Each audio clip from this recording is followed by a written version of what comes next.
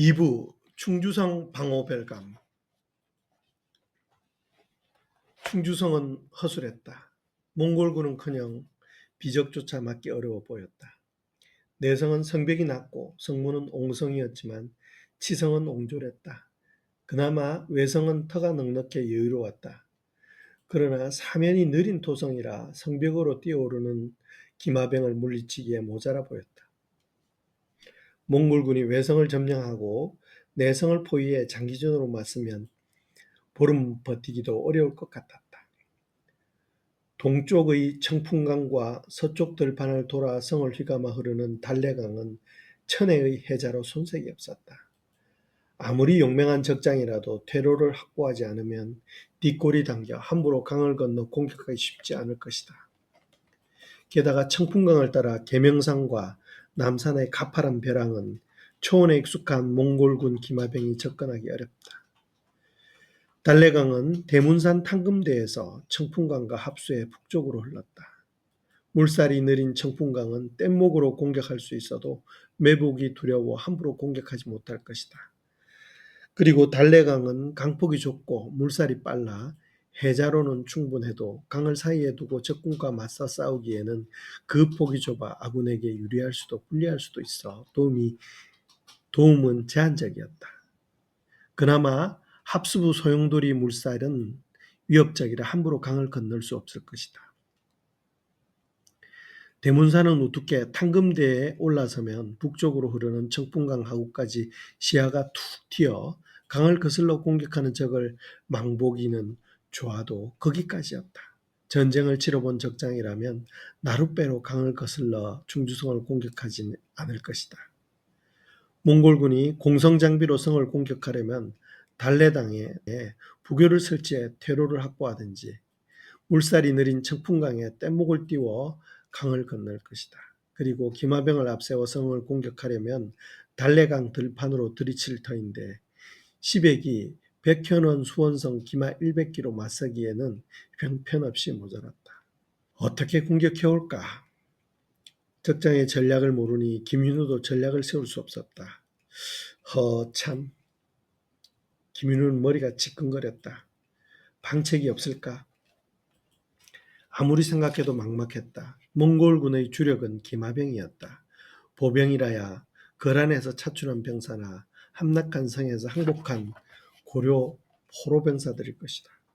그들이 앞장서서 한꺼번에 충주성으로 들이치면 몽골군의 고려군 포로병사들과 아군병사들이 서로 창검을 겨누며 싸워야 한다. 몽골군 포로병사들과 아군병사들은 모두 고려 백성들이었다. 내 손으로 백성을 죽여야 하다니. 김윤우는 가슴이 답답했다. 충주성 방호별감이라. 어명은 또 다른 사약이었다. 충주성에서 죽으라는 명령이었다. 차라리 유학사에서 자객에게 죽어야 했다. 어금니까지 악담을며 패악을 부리던 교정별감 취향이 슬피됐다.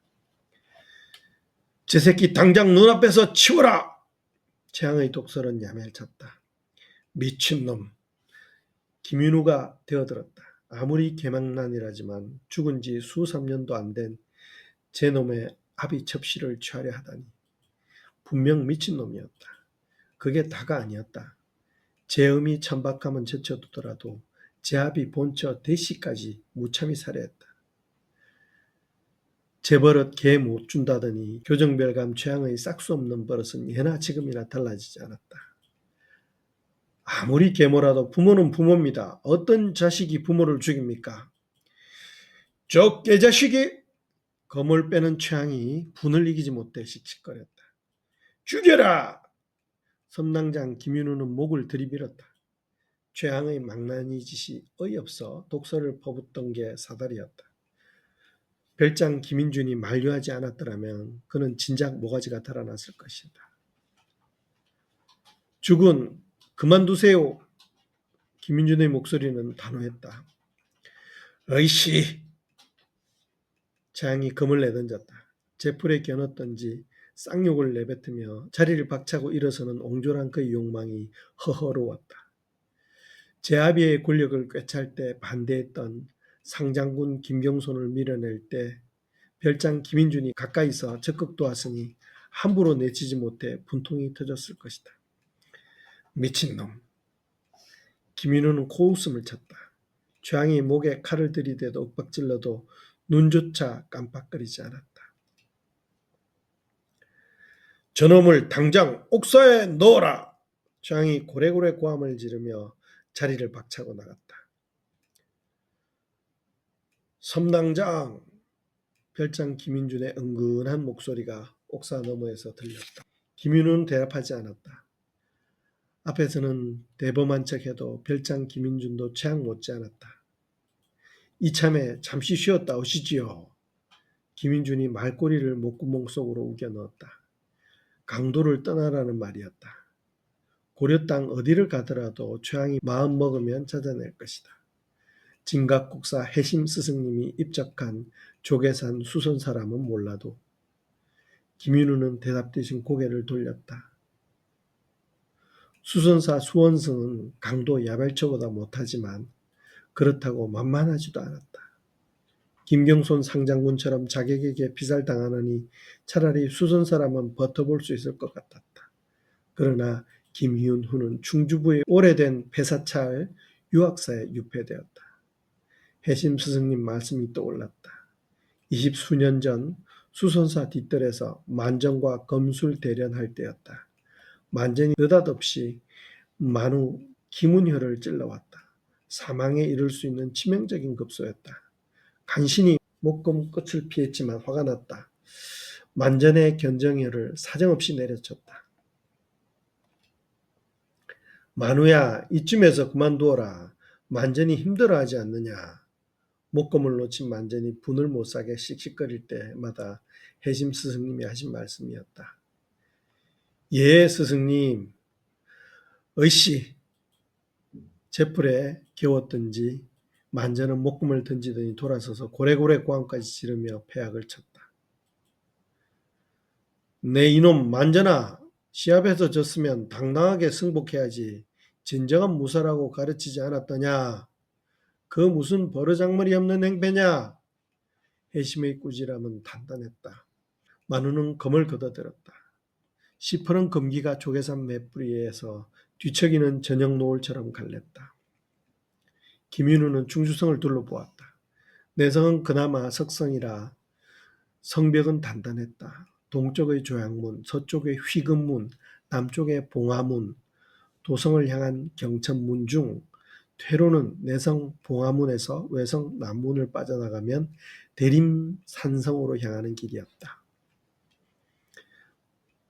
몽골군이 외성을 그 길은 막혀 몽골군의 퇴로는 사방으로 뚫리지만 아군의 퇴로는 없어 성 안에서 굶어 죽을 수밖에 없었다.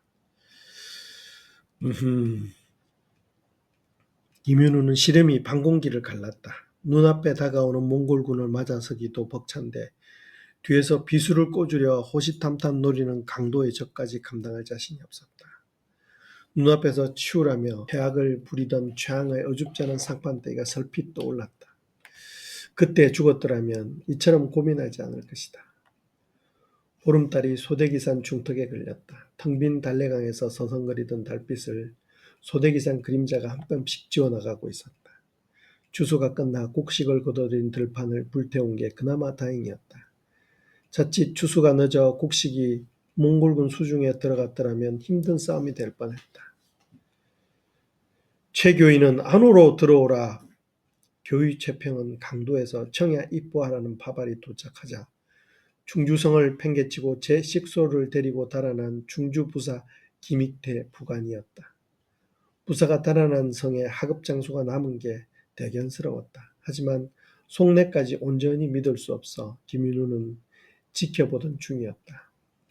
예, 별감. 지성보건공사는 얼마만큼 진척되었느냐. 경천문과 희금문 사이 지성보수공사는 열흘이면 끝날 것 같은데 조양문과 봉화문을 연결하는 동척지성은 보름은 더 걸려야 합니다. 최평의 보고는 긴장감이 없었다. 보름이라. 2만 명의 몽골군이 성을 포위하고도 동시에 들이칠지 김하병을 앞세워 성문으로 들이칠 줄 알 수 없는데 허술한 성벽 보건강사까지 늦어지면 큰일이었다. 서둘러 성벽을 하지 않으면 낭패였다. 김윤우는 가슴이 답답했다. 보름이면 끝날 수 있겠느냐. 김윤우는 최평을 다잡았다. 그를 믿고 마냥 기다릴 수는 없었다. 병사들을 다그치고 있으니 걱정 안 하셔도 됩니다. 김윤우는 입술이 바짝바짝 타들어갔다. 평원에서 전투한 적장이라면 평지성인 중주성을 꿰차고 있을 것이다. 군사를 나누어서 공격하면 불리하다는 것을 적장도 알 것이다. 그리고 2만 명의 병사가 달래강을 건너 외성을 포위하려면 퇴로를 확보해야 할 것이다. 몽골군이 강을 건너지 못하게 외성에서 방어해야 한다. 어쨌든 보수공사는 최평의 계획보다 보름은 더 걸릴 것이다. 내성 성곽 공사가 끝나야 외성 방어진지를 구축할 터인데 쉽지 않아 보였다. 벽 보강 공사라도 빨리 끝나야 할 터인데 보름달이 소대기산 중턱에 걸렸다. 그렇다고 교의 의견을 무시하고 섣불리 나설 수는 없었다. 앞의 적과 뒤의 적이 김윤우의 목줄을 조여오고 있었다. 알았네. 병사들을 독려해 성곽보수공사 일정을 단축하도록 하라. 최평은 어줍잖게 나대는 방호별감이 못마땅했다. 성벽보수공사라면 방호별감보다 훨씬 잘 알고 있었다. 부임한 지 한 달도 안 된 초짜 방호별감이 성곽을 보강한답시고 이러쿵 저러쿵 간섭하는 게 못마땅했다. 예, 별감 그렇게 하겠습니다. 김윤우는 최평 불만을 모르지 않았다. 성에서 오래 근무하다 보니 허술한 곳이 눈에 띄지 않는데 교의 따위가 알 리가 없었다. 춘추성이 잘 버텨야 할 텐데 북쪽 하늘은 붉었다. 김윤우는 이글거리는 불빛에서 백성들의 피눈물이 보이는 듯했다. 20년 전 김윤우가 조계산 수선사를 떠나던 날 해심 스승님 말씀이 떠올랐다. 만우야, 예 스승님, 부처님이 보이느냐. 중 같지도 않은 중으로 사는 게 안타까웠을 것이다. 만우는 중도 노비도 아니었다. 사찰 뒷일을 치닥거리로 힘이나 쓰다가 죽으면 그뿐인데 수원성 따위에게 불심을 논하다니 가당찮은 말이었다. 만우는 대답하지 않았다. 어렵고 힘들 때 내 말을 기억하거라. 해심은 만우의 수원성 신세를 물은 게 아니었다. 예, 스승님. 만우는 마지못해 대답했다. 나오고 들어감이 넉넉하더라도 나가지도 들어가지도 않는 하나의 길이 있음을 알아야 한다. 만우는 그 하나의 길을 알 수 없었다. 해심은 만우를 힐끗 보았다. 가슴에 한이 따닥따닥 응어리져 부처님의 자비가 들어갈 틈이 없었다. 스스로 해결하지 않으면 안 되는 것을 마음이 아팠다. 대나무 그림자가 계단을 쓸어도 티끌조차 움직이지 못하고 달빛 바다를 뚫어도 물결의 흔적도 남지 않는단다. 만우는 대답하지 않았다. 부처님의 가르침은 지체 높은 사람들의 몫이지 수원성 따위가 알 바 아니었다. 그러나 그게 아니었다. 조계산 맷뿌리를 바라보던 해심 스승님의 가르침을 지금 생각하니 차라리 섬뜩했다. 교의 채평은 볼 수 없어도 방호별감 김윤우는 보였다. 적장도 보일 것이다. 찬찬히 살피고 대비하지 않으면 한순간에 성은 몽골군에게 함락될 것이다. 죽은 것은 차치하더라도 소홀하면 자칫 백성들도 도륙당할 수 있었다. 병사들은 포로가 될 것이고 아녀자들은 몽골로 끌려가 남쪽의 고향 하늘을 바라보며 원망할 것이다. 김윤우는 두려웠다. 김윤우는 말등에 오르는 교의 채평을 바라보았다. 교의 또한 마음이 변하지 않을 것이다. 그러나 전쟁은 죽고 사는 일이었다. 무엇이든 허투루 해서는 안 된다. 김윤우는 동문치성보건공사를 직접 확인할 참이었다. 별감, 교의 임경필입니다. 임경필이 휘금문 성루로 올라왔다. 김윤우 눈길은 달래강 너머 벌판에 머물러 있었다. 춘추성으로 척후 나갔던 시백이 돌아왔습니다. 임경필이 한 번 더 보고했다. 시백은 성루로 올라오라. 시백이 숨을 가파르게 몰아쉬며 성루로 올라왔다. 춘추성 정황은 어떻던가? 시백의 표정부터 살폈다. 김윤우는 시백의 얼굴에서 춘주성 정황을 가늠할 참이었다. 오래 버티지 못할 것 같사옵니다. 나으리. 시백의 보고는 짧았다. 직접 보았더냐? 아닙니다. 나으리. 김윤우가 시백을 바라보았다. 몽골군이 춘주성을 수겹으로 에워싸 도저히 성 안으로 잠입할 수 없었습니다.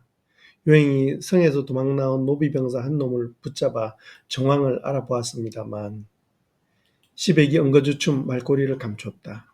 그래, 그 노비병사란 놈은 어디 있느냐? 김윤우는 눈을 지그시 감았다. 성 발치에 있습니다만 시백 눈길이 성 발치를 가리켰다. 데려오너라. 흐름한 차림의 고려병사가 부산슬에 손을 비비고 있었다. 몽골군과 전투는 곧 죽음이었다. 성으로 입보한다고 사는 것도 아니었다. 몽골군과 싸워서 이겨야 살 수 있었다. 양반이든 천민이든 패하면 곧 죽음이었다. 저 자식이 눈에 밟히면 싸워서 이겨야지 한 치라도 물러서면 안 된다. 죽을 각오로 싸우면 살 길이 생길지도 모를 일이었다. 김윤우는 노비병사를 물끄러미 바라보았다. 왜 춘주성에서 도망했느냐? 나으리 어미가 병들어 소인 도움 없이는 끼니조차 드실 수 없구먼유. 끼거리도 없어요. 하루라도 빨리 소인이 집으로 돌아가 산채라도 뜯어 한 끼 식사라도 올릴 수 있구먼요. 노비병사는 눈물을 찔끔거렸다. 처자는 어디 있느냐? 산속으로 도망갔지요. 몽골 오랑캐가 물러가면 산에서 내려와야 내년 봄에 씨앗도 뿌려야 하는디. 병든 어미는 버려두고 제 아내와 자식만 피신시켰다는 노비병사의 말은 허허로웠다. 내 어미만 집에 두었더냐? 한사코 떠나지 않겠다고 해서 노비병사가 말을 하다가 말고 머뭇거렸다. 그랬구나. 김윤우는 말문이 막혔다. 개경 보제사 다리 밑에서 피를 토하며 달아나라고 소리치던 어머니 충혈된 눈빛이 설핏했다. 그리고 노비병사가 할 말이 남은 듯 머뭇거렸다. 말하라. 김윤우는 노비병사를 다그쳤다. 그게 그러니께요. 항복하면 살려둔다기에 성을 빠져나와 몽골군 진영으로 찾아가는 중이었지요. 노비병사는 태연스럽게 말했다. 몽골 오랑캐가 내 놈에게 귀리 한 줌이라도 준다더냐. 예, 나으리 춘주성의 소문이 파다합지요. 입범인 대부분은 날이 어둡기를 기다려 성을 빠져나갈 궁리만 하구만요. 김윤우는 기가 찼다. 오랑캐가 저토록 대놓고 백성을 도륙하는데 그따위 소문을 믿다니. 끼니 거르는 제 어미가 안타까워 몽골군 첩자들이 퍼뜨린 유언비어에 혹했을 것이다. 임금이 강도에 처박혀 영이나 즐기니 백성에게 임금이나 나라 따위는 애초부터 없었다. 그러나 봄에 씨앗을 뿌려야 한다며 자발 없이 뱉어내는 노비병사도 어이없기는 마찬가지였다. 네 이놈! 아무리 의미가 굶기로 병사가 군율을 어기고 성을 달아나다니 그러고도 내 놈이 고려 백성이라고 할 수 있느냐? 나으리 소인이 죽으면 제 어미와 처자식은 누가 먹여준 합류. 열흘도 못 가서 굶어 죽을 거예요. 임금이 먹여준대요. 나라가 먹여준대요. 노비병사는 고개를 쳐들고 눈에서 열불을 쏟았다. 백성들에게 몽골군과 고려군은 다르지 않았고 임금이나 나라가 중요하지 않았다. 제 부모 처자밖에 없었다. 누구를 탓하겠는가? 김윤우는 가슴이 헛헛했다. 네 이놈! 김윤우는 칼을 빼들었다. 아이고 나으리 그게 아니구유. 노비병사가 손을 싹싹 빌었다. 김윤우는 노비병사 목을 베었다. 핏방울이 칼날에 퍼덕 꼈다. 부모를 봉양하라는 마음을 모르지 않았다. 그러나 병사가 죽더라도 병영을 벗어나면 안 된다. 강한 적군도 한마음으로 뭉쳐 대항하는 군대를 이길 수 없다. 노비병사가 눈가를 희번덕거렸다. 나으리! 시백이 온몸을 부르르 떨었다. 주군의 모습이 아니었다. 20여 년 전 백현원에서 여태까지 주군으로 모셨다. 그런데 이처럼 불같이 화내는 모습은 처음이었다. 병사리가 팍팍했던 탓이라 여겼다. 저놈 시신을 양지 바른 곳에 잘 묻어 주거라. 예, 나으리. 시신을 수습하던 시백이 비틀거렸다. 김윤후는 못 본 척 돌아섰다. 피냄새가 잔인하게 콧구멍을 파고들었다. 몽골군도 두렵지만 병사들의 부침은 더 두려웠다. 달래강에서 노비병사의 비명이 굴럭거렸다. 저녁 노을이 강 건너 달래강 들판에서 도내렸다. 성을 지킬 수 있을까? 김윤우는 졸아드는 마음을 다그쳤다. 전쟁은 이미 시작되었다. 초여름 밤바람은 쌀쌀했다. 10월에 들어서자 몽골봉 척구병이 곳곳에서 나타났다. 몽골군이 7월 갑신일에 압록강을 건넜으니 겨울채비는 못했을 것이다. 춘주성을 함락하면 고려군 포로들을 다그쳐 부족한 겨울채비까지 하면 몽골군은 더욱더 기생에 등등하게 들이칠 것이다. 백성이 날라온 곡식들은 어떻게 했느냐? 창정 최수가 나섰다. 내 성 사창에 쌓아두었습니다만 김윤우는 목소리를 높였다. 사창에만 쌓아두었다니. 최수가 눈을 끔뻑거렸다. 사창과 관창은 물론 창고를 별도로 지어서라도 4곳 이상으로 분리해 보관하도록 하라. 곡식을 사창 한 곳에만 보관하다니. 김윤우는 어처구니가 없었다. 몽골군 불화살이 아니더라도 성한 백성들의 실수로 불이 옮겨 붙으면 수많은 애써 준비한 곡식을 한 번에 잃을 수 있었다. 예, 별감. 창고도 없는데 나누어서 보관하라니 터무니없는 지시가 어줍지 않았다. 이유도 말해주지 않았다. 그렇다고 방호 별감의 지시를 거절하기에 껄끄러워서 창정 최수는 입을 다물었다.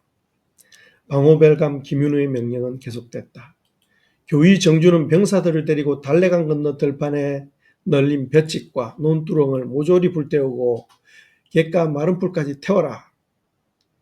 예, 별감. 일러놓기는 했습니다만 확인하겠습니다. 방호별감은 성을 지키다가 임금 대신 죽으라는 임시직책이라 병사들 통제가 쉽지 않았다. 부임 초기에 군유를 잡지 않으면 전투 중 달아나는 병사들을 통제할 수 없었다. 따르는 병사가 몇이나 될까? 김윤우는 군영을 나서는 창정 최수의 거들먹거리는 뒷모습을 보았다. 금이 부들거렸다. 봉화문을 나서며 외성 곧장 남문에 이른다.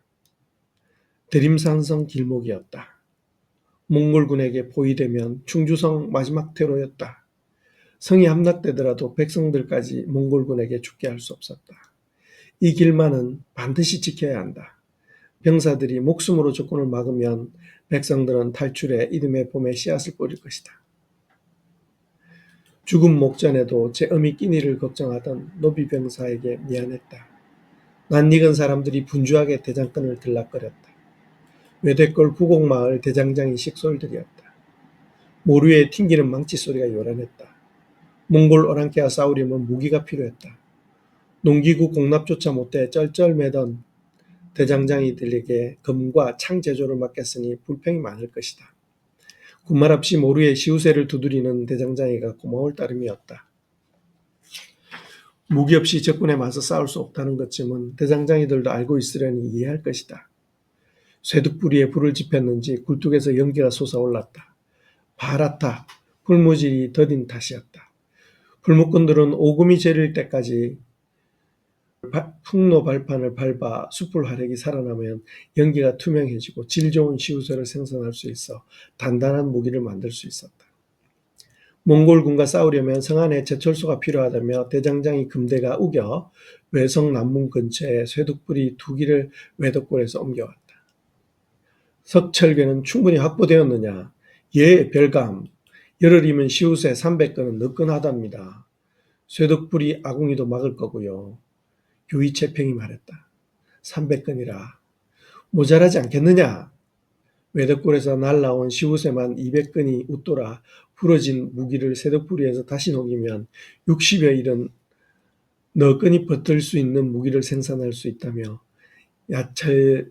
야철장 금대가 큰소리 쳤는데요. 교이채평이 말꼬리를 삼키며 우울했다. 그런가? 징검을 만들겠다며 메밀간을 둘러매고 유학사를 찾아왔던 금대가 생각났다. 충주성 입보를 뒤로 한 채 베개 자루에 징검을 만들어 보여주던 배심은 웬만한 야별조 무장 못지않았다. 60일이면 오랑캐가 물러날까? 금대의 희망사항일 것이다. 전쟁이 벌어지면 대장장이는 더 힘들었다. 충주성이 함락되면 몽골군 무기를 만들 것이다. 전쟁에서 이겨도 져도 그들은 대장간에서 살아야 한다. 조정 허락 없이는 어떤 곳으로도 이사할 수 없었다. 죽을 때까지 정해진 곳에서 살아야 한다. 그들의 부모가 그랬던 것처럼 그들의 자식과 그 자식의 자식들까지 모루에 얹은 치우새를 두들기며 대대손손 대장장이로 살아야 하는데 말없이 망치를 두드리는 대장장이들이 고마웠다. 숯은 충분하더냐? 예, 별감. 고사리봉 참나무를 태워 겨우내 땅속에서 숙성시킨 잠수시라 화력이 좋아 석철개 녹이기에 그만입니다. 시옷의 질도 좋고요. 그리고 풀무질 서너 번이면 온도 조절도 빨라 담금질도 쉽다고 숫장이가 말했습니다. 교이 따위가 담금질을 어떻게 하는지 알 리 없었다. 숫장이 말을 옮기려니 쉽지 않았던지 최평이 어설프게 웃었다. 숫장이라면 목도를 말하더냐? 예, 별감. 목도는 외대골 제철소 숫장이었다. 논두렁 넘듯 맷갓을 넘나들어 신체도 건강했다. 금대나 목도 같은 젊은 대장장이들에게 징검을 쥐어주면 웬만한 장수라도 당하기 어렵다. 외대골 바위산 기슭에서 이른 아침부터 금수 훈련을 하던 모습이 생각났다. 쇠독불이 굴뚝 연기가 투명하게 바뀌었다. 온도가 절정에 다다른 것 같았다. 맑은 날 아침에 떠오르는 태양처럼 붉고 투명한 샘물이라야 질 좋은 시우새를 얻을 수 있다. 검이든 창이든 견고한 무기가 되려면 질 좋은 시우새와 뛰어난 대장장이의 힘이 제대로 맞아야 한다. 적을 이기려면 무기가 단단하고 장수는 의로워야 한다. 전장에서 무기는 병사의 목숨이다. 제 아무리 날랜 장수라도 무딘 무기로는 적을 물리치기는커녕 목숨을 잃기 십상이다.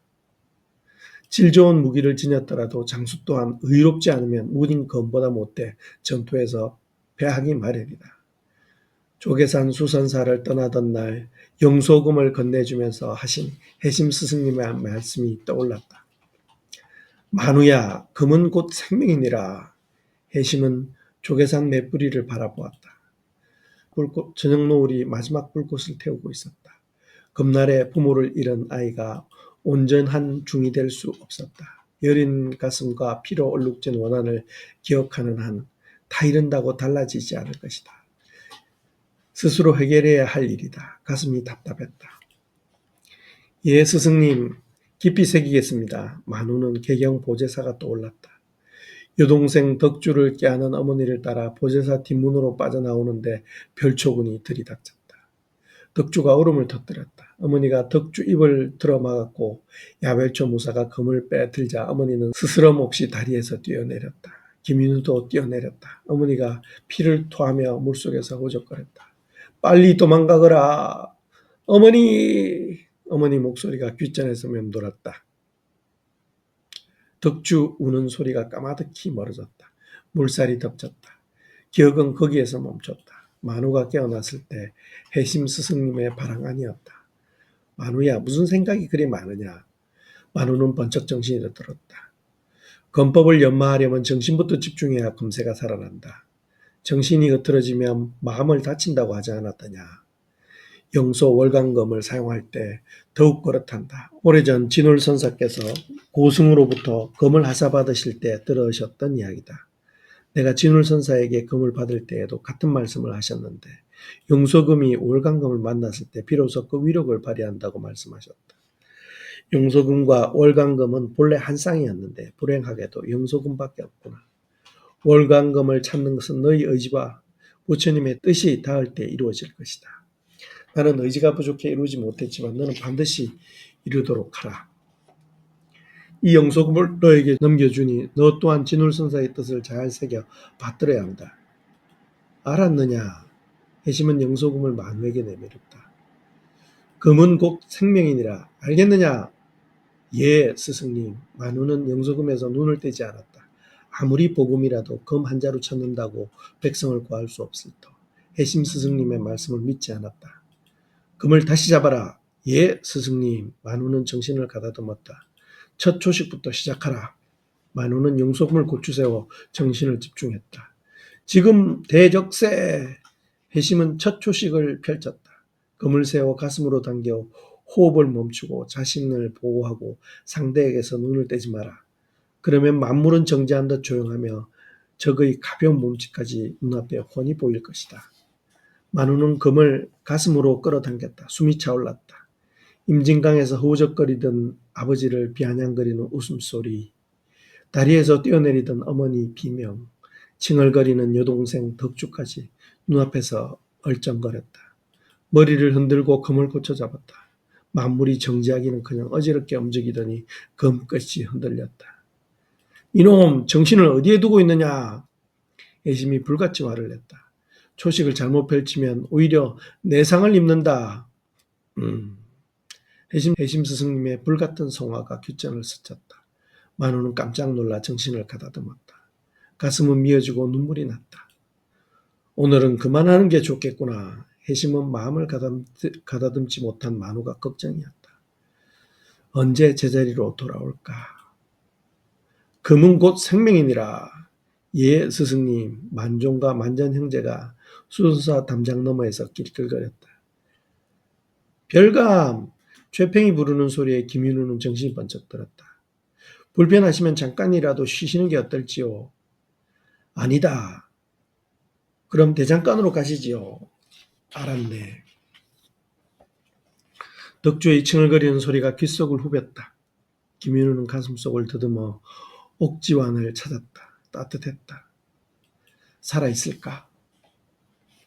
대장간이 분주했다. 시우새 두드리는 망치 소리와 풀무질 노랫가락이 대장간에서 어우러졌다.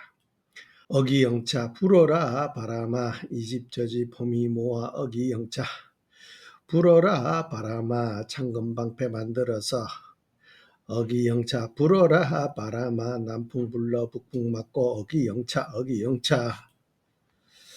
풀무집 노랫가락은 애달프다 못해 흥겨웠다. 힘든 일일수록 흥겨워야 견딜 수 있었다. 평생 해온 짓일지라도 힘겨울 것이다.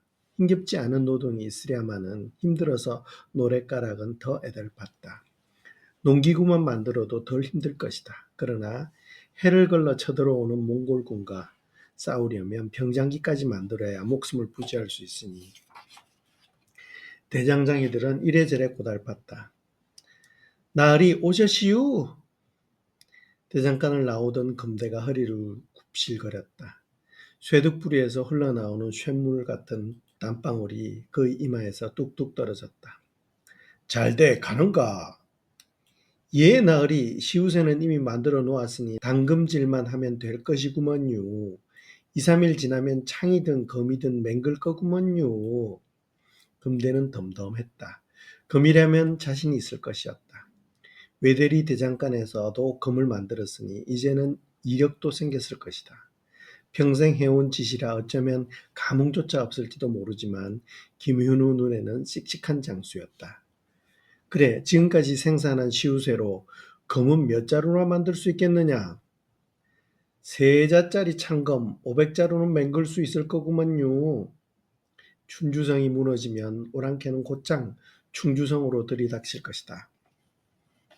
김윤우는 마음이 다급했다. 하지만 망치질에 여념이 없는 대장장이 수고까지 다그칠 수 없었다.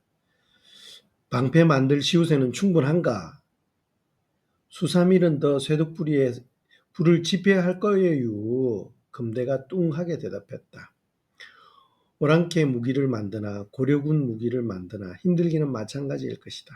차라리 오랑캐에게 무기를 공급하면 목숨이라도 살려주겠지만 고려 관리들은 몽골군이 약탈해간 재물을 훔쳤다며 모함했다.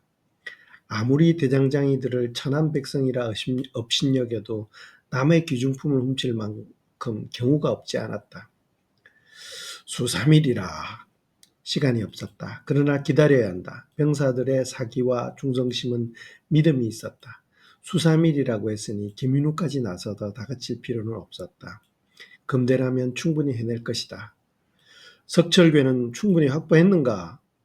예, 나으리 외대골 야채일장에 보관해 두었던 석철괴를 모조리 운반해 성벽 아래 쌓아두었었지요. 그러고 보니 대장간 뒤뜰 가장자리에 붉은 불덩어리가 널브러져 있었다. 알았네.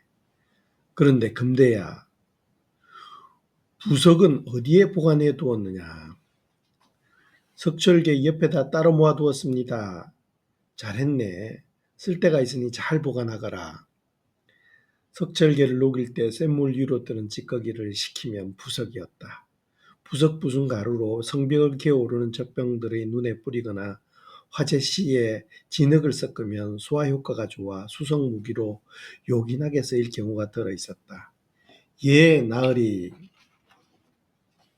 금대가 씩 웃었다. 방호벨감이 별도 지시하지 않아도 부석을 절구에 잘게 부셔 화전에 뿌리면 귀리수확이 늘었다. 몽골군이 물러가고 전쟁이 끝나면 외덕굴로 운반해 요긴하게 쓸 참이었다. 최교위, 김인우는 최평을 불렀다. 예, 별감. 병사들을 시켜 부석을 성문마다 올려놓아라. 성문에 쌓아두어야 불시에 전투가 벌어지더라도 병사들이 때에 맞춰 사용할 수 있을 것이다. 김인우는 성벽으로 기어오르는 적병들이 눈에 보이는 듯했다. 예, 별감. 하루빨리 올려놓아라.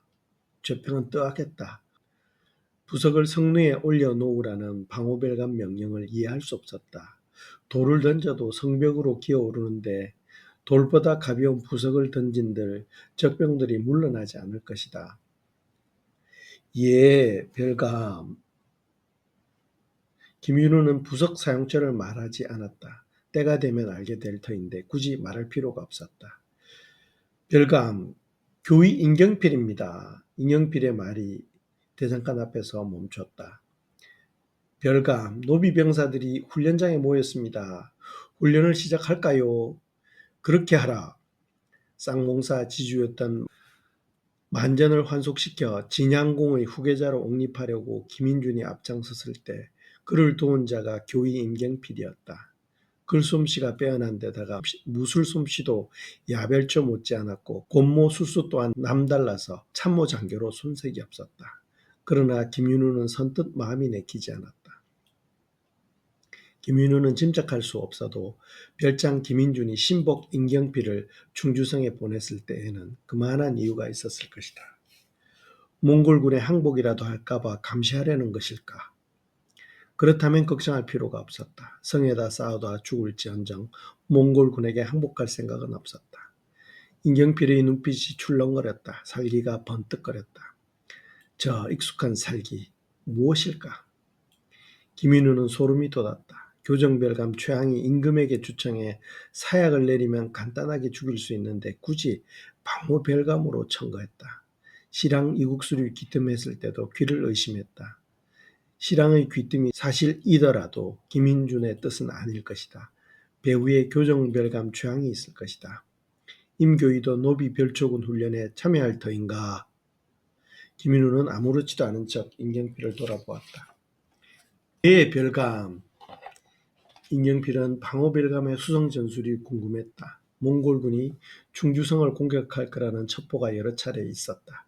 그런데도 병사들 훈련은 제쳐두고 성곽 보수에만 정신이 팔려 있었다. 어차피 그와는 상관없는 일이었지만 해치울 기회가 많아져 오히려 다행이었다. 방호별감 허리에 찬 검을 헐끔거렸다. 평범한 징검이었다. 평상시에 복음을 지니고 다니지는 않을 것인즉 내실 깊은 곳에 감춰두었을 것이다. 복음을 확보하면 죽여도 좋다던 별장 김인준의 말이 귓전에서 얼쩡거렸다. 죽인다. 임경필은 가슴이 떨렸다. 어디서 보았을까?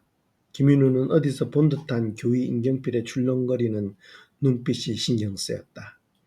기억이 날 듯 말 듯한 눈빛. 어지럽게 머릿속에서 얼쩡거렸다. 강을 거슬러 북풍이 불기 시작했다. 계절이 바뀌고 있었다.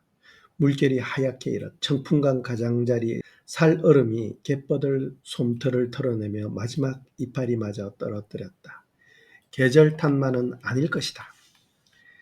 나룻배 한 척이 북창나루를 건너고 있었다. 몽골군이 함락한 성에서 탈출한 패장병들일 것이다. 몽골군도 저들처럼 청풍강이든 달래강이든 강을 건너야 충주성을 공격할 수 있다. 북창나루라. 김윤호는 대문산을 오르다가 북창나루를 바라보았다. 맷뿌리가 아니더라도 탕금대에만 올라서면 적군이든 아군이든 강을 거스르는 모든 것을 한눈에 망볼 수 있었다. 그러나 조둔지는 달랐다. 동쪽으로 굽이치는 청풍강이 계명산에 가려 뗏목을 띄워야 망을 볼 수 있다. 게다가 금당 입구 계곡이어서 아군 척구가 소홀하면 몽골군 침투로로 이어져 자칫 성배후를 쉽게 내어줄 수 있어 낭패당할 수 있었다. 아무튼 금당계곡 입구 조둔진이 문제였다. 금당계곡은 골짜기가 깊고 가팔랐다. 게다가 좁은 외길이라 금당사를 지키더라도 어둠을 틈타 몽골군 척구라도 침투하면 대책이 없어 금당사 수원성에게 맡겨놓을 일이 아니었다. 몽골군은 어느 곳으로 쳐들어올까? 2만여 명의 군사라면 어느 곳을 들이쳐도 이상하지 않았다. 김윤호는 적장 야굴이 두려웠다. 담장 넘는 소리가 들렸다. 이 밤중에 누굴까? 김윤호는 영소금까지 거리를 가늠했다. 열자, 한 번 구르면 닿을 수 있었다. 누구냐? 대답이 없었다. 김윤호는 장지문을 열어 젖혔다. 그림자가 내하 담장 너머로 사라졌다. 2명이었다. 곧장 출입문 빗장을 벗기고 바깥을 내다보았다. 담장 모퉁이에 바람 흔적이 휘청거렸다. 나으리 무슨 일이라도 인기척이 들렸던지 시백이 별채에서 뛰어나왔다. 시백은 연하와 함께 내하 별채에서 머물렀다. 아무 일도 아니다. 김윤호는 장지문을 닫았다. 본 듯한 얼굴에 익숙한 눈매, 머릿속에서 얼쩡거릴 뿐 도무지 감이 잡히지 않았다. 설마 교위 인경필일까? 내하 담장을 돌아가는 뒷모습에 유학사 울타리를 넘던 복면 자객의 뒷모습이 설핏했다. 등골에 식은 땀이 흘렀다. 별감 주무십니까? 교위 인경필이었다. 늦은 밤에 무슨 일이냐? 급하지 않으면 날 밝으면 들러라. 김윤호는 인경필을 만날 자신이 없었다. 이른 새벽 김윤호는 탕금대로 향했다. 인경필이 뒤를 따랐다. 합수부를 내려다보았다. 물길이 굴럭거렸다. 금고진에 매복이 필요해 보인다만 인경필이 말했다. 군사라도 되는 양 자세까지 반듯했다. 그렇게 보이나? 금고진에서 적군의 기습을 하려면 인경필 말대로 매복이 필요했다. 하지만 장소가 마땅치 않았다. 적장이라면 어느 곳으로 건널까? 금고진은 매복이 어려웠다. 보병을 매복하려면 객가가 유리했다. 병사들은 자세를 낮추면 숨을 수 있었지만 갈대를 태워버려 기병은 어려웠다. 기마병이 매복하려면 숲이 울창한 장미산 기슭이 나았다. 교위 인경필의 터무니없는 제안에 김윤호는 대답하지 않았다. 임교위가 충주성을 공략한다면 어느 곳으로 공격하겠는가? 인경필의 여중을 떠보았다.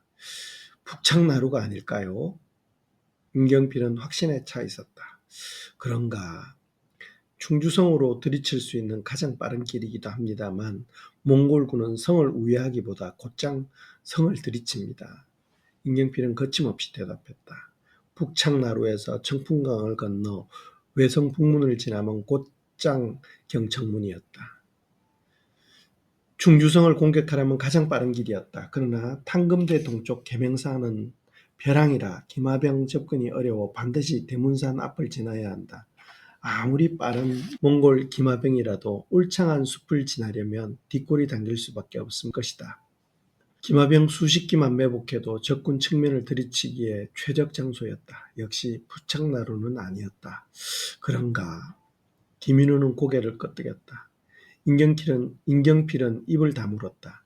의견을 제시해도 방어별감이 들은 척 만척 시큰둥해 차라리 입을 다무는 편이 나을 것 같았다.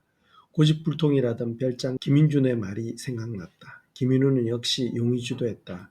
함부로 주절거렸다가 오히려 책 잡힐 것 같다. 그는 가급적 말을 삼갔다. 게다가 시백이라는 노비놈까지 곁에서 얼쩡거려 살해할 기회가 없었다. 어젯밤 없어야 했는데 별장이 다그치더라도 확실한 기회가 올 때까지 기다리는 수밖에 없었다. 성으로 돌아가시죠. 그럴까 김윤우는 짧게 대답했다. 경청문 성무에 옷의 깃발이 퍼덕였다. 병사들과 장수들이 일사불란하게 움직이고 있었다. 몽골군이 충주성으로 쳐들어온다는 첩보가 잇따랐으나 장수들도 병사들도 긴장했을 것이다. 첩자들을 앞세운 적장은 고려 땅을 손금보듯 할 것이다. 김인우는 몽골군도 두렵지만 충주성 정보를 퍼나르는 아군 첩자들이 더 두려웠다. 김인우는 성벽이 낮은 외성이 신경 쓰였다. 외성 동문은 서문보다 2자는 더 높여야 그나마 몽골 기병과 맞설 수 있는데 보수공사가 늦어지고 있었다. 최 교인은 어디에 있느냐? 교의 재평을 찾았다. 성벽 보수공사 진척 상황을 알고 싶었다. 예, 별감. 성벽 보수공사와 성문 목책 준비는 얼마나 진척되었나? 내성 성벽 정축용 돌파 투성용 돌은 백성이 패를 나누어 옮기고 있습니다. 성벽 보수용 큰 돌은 청풍강에서 채취하여 수레로 나릅니다. 투성용 돌은 달래강에서 채취해 안악내들이 나르고 있습니다. 다만 불만이 이만저만 아닙니다. 불만이라니. 김윤우는 재평을 쏘아보았다. 성으로 입부한다고 목숨까지 보장되지 않는다는 것을 교인은 모르느냐? 최평이 고개를 숙였다. 아느냐 모르느냐? 김윤우는 최평을 다그쳤다. 예, 별감. 명령대로 수행하겠습니다. 병사들과 백성들이 힘을 합쳐도 성을 지키기 어렵다. 힘들다고 허술한 곳을 내버려둬서는 안 된다. 몽골군이 충주성을 들이치기 전에 정축해도 허술한 부분이 있기 마련이었다. 강도에서 교의 임경필과 대정 이기달만 충주부로 보냈지 야별조 한 사람도 보내지 않았다. 충주 부사는 식소를 데리고 일찌감치 달아났고 그의 부관, 교의 최평과 성문 수비를 책임지던 교의 정준, 병참을 보던 창정 최수만 성에 남았다. 백성이 성에서 남김없이 도륙을 당해도 강도 지원군은 기대할 수 없었다. 충주 관병들과 성으로 입부한 백성으로만 성을 지켜야 한다. 김인우는 죽음으로 성을 지키라던 어명이 허허로웠다. 목재는 준비됐는가? 허술한 외성 목책을 보강할 참이었다. 내 성은 옹성이라 방어가 쉽지만 몽골군이 성을 포위하면 외성에서 보름을 버틸 수 없었다. 외성을 방어하려면 허술한 성문 목책이 걱정이었다. 나무를 엮어 만든 목책은 겉보기도 허술했다. 오랑캐 보는 차나 충차로 서너 번만 들이받으면 부서질 것이다. 교의 정준이 나섰다. 목책에 사용할 나무는 월악산에서 벌목 중이라 수일 내 뗏목으로 실려 북창나루에 도착할 겁니다. 김윤우는 고개를 끄덕였다. 수일 내로 목책에 쓸 나무라도 도착하면 문제될 것이 없었다. 몽골군이 들이닥치기 전에 성벽과 성문을 보강해야 그나마 하루라도 더 버틸 수 있다. 충주성은 평지성이라 방어하기가 녹록하지 않은데 성곽까지 허술하면 버티기 더 어렵다. 백성을 살려준다면 차라리 항복하고 싶었다. 항복하면 살려줄까? 김인우는 20여 년 전 급박했던 전성 전투를 생각했다. 조계산 수선사를 떠나 백현원의 수원성으로 머문 지 한 달쯤 지났을 때였다. 몽골 오랑캐가 광주성까지 쳐내려와 군현의 백성들은 가까운 산성이나 섬으로 입보하라는 방문이 고을마다 나붙었다. 승려도 포함됐다. 몽골군은 물러갈 것 같지 않았다. 만호는 백현원 수원성을 이끌고 수주현 저인성으로 출발했다. 저인성은 백현원 무봉제 넘어 북쪽 시베리에 있었다. 대책 없이 근처 산성으로 들어가 곤란을 겪기보다 작은 성이지만 군자창이라 전란을 피하기에는 그만한 성체도 없었다. 만호는 수원성을 이끌고 백현원 뒷산 무봉제에 올랐다. 동짓달 보름이 지난 산과 들에는 온통 눈으로 뒤덮였고 개울은 얼어 빙판인데다 골짜기마다 빽빽한 숲은 눈의 무게를 견디지 못한 나무들은 성 한 가지가 없었다. 임금 백성들이 저인성으로 향했다. 젖먹이를 업은 안악들은 보퉁이를 이고 아이를 걸렸다. 거동이 불편한 노인들은 수레에서 꾸벅거렸다. 젊은 남정네들은 보찜을 쥐고 마소를 몰았다. 저인성은 아수라장이었다. 병사들은 보이지 않았고 전란을 피해 성으로 몰려든 백성들만 북적거렸다. 어떻게 된 거지? 만우는 기가 찼다. 전란을 피하기는커녕 오히려 위험해 보였다. 만우 스님, 무덕은 만우에게 귀옛말을 했다. 예, 말씀하세요, 무덕 스님.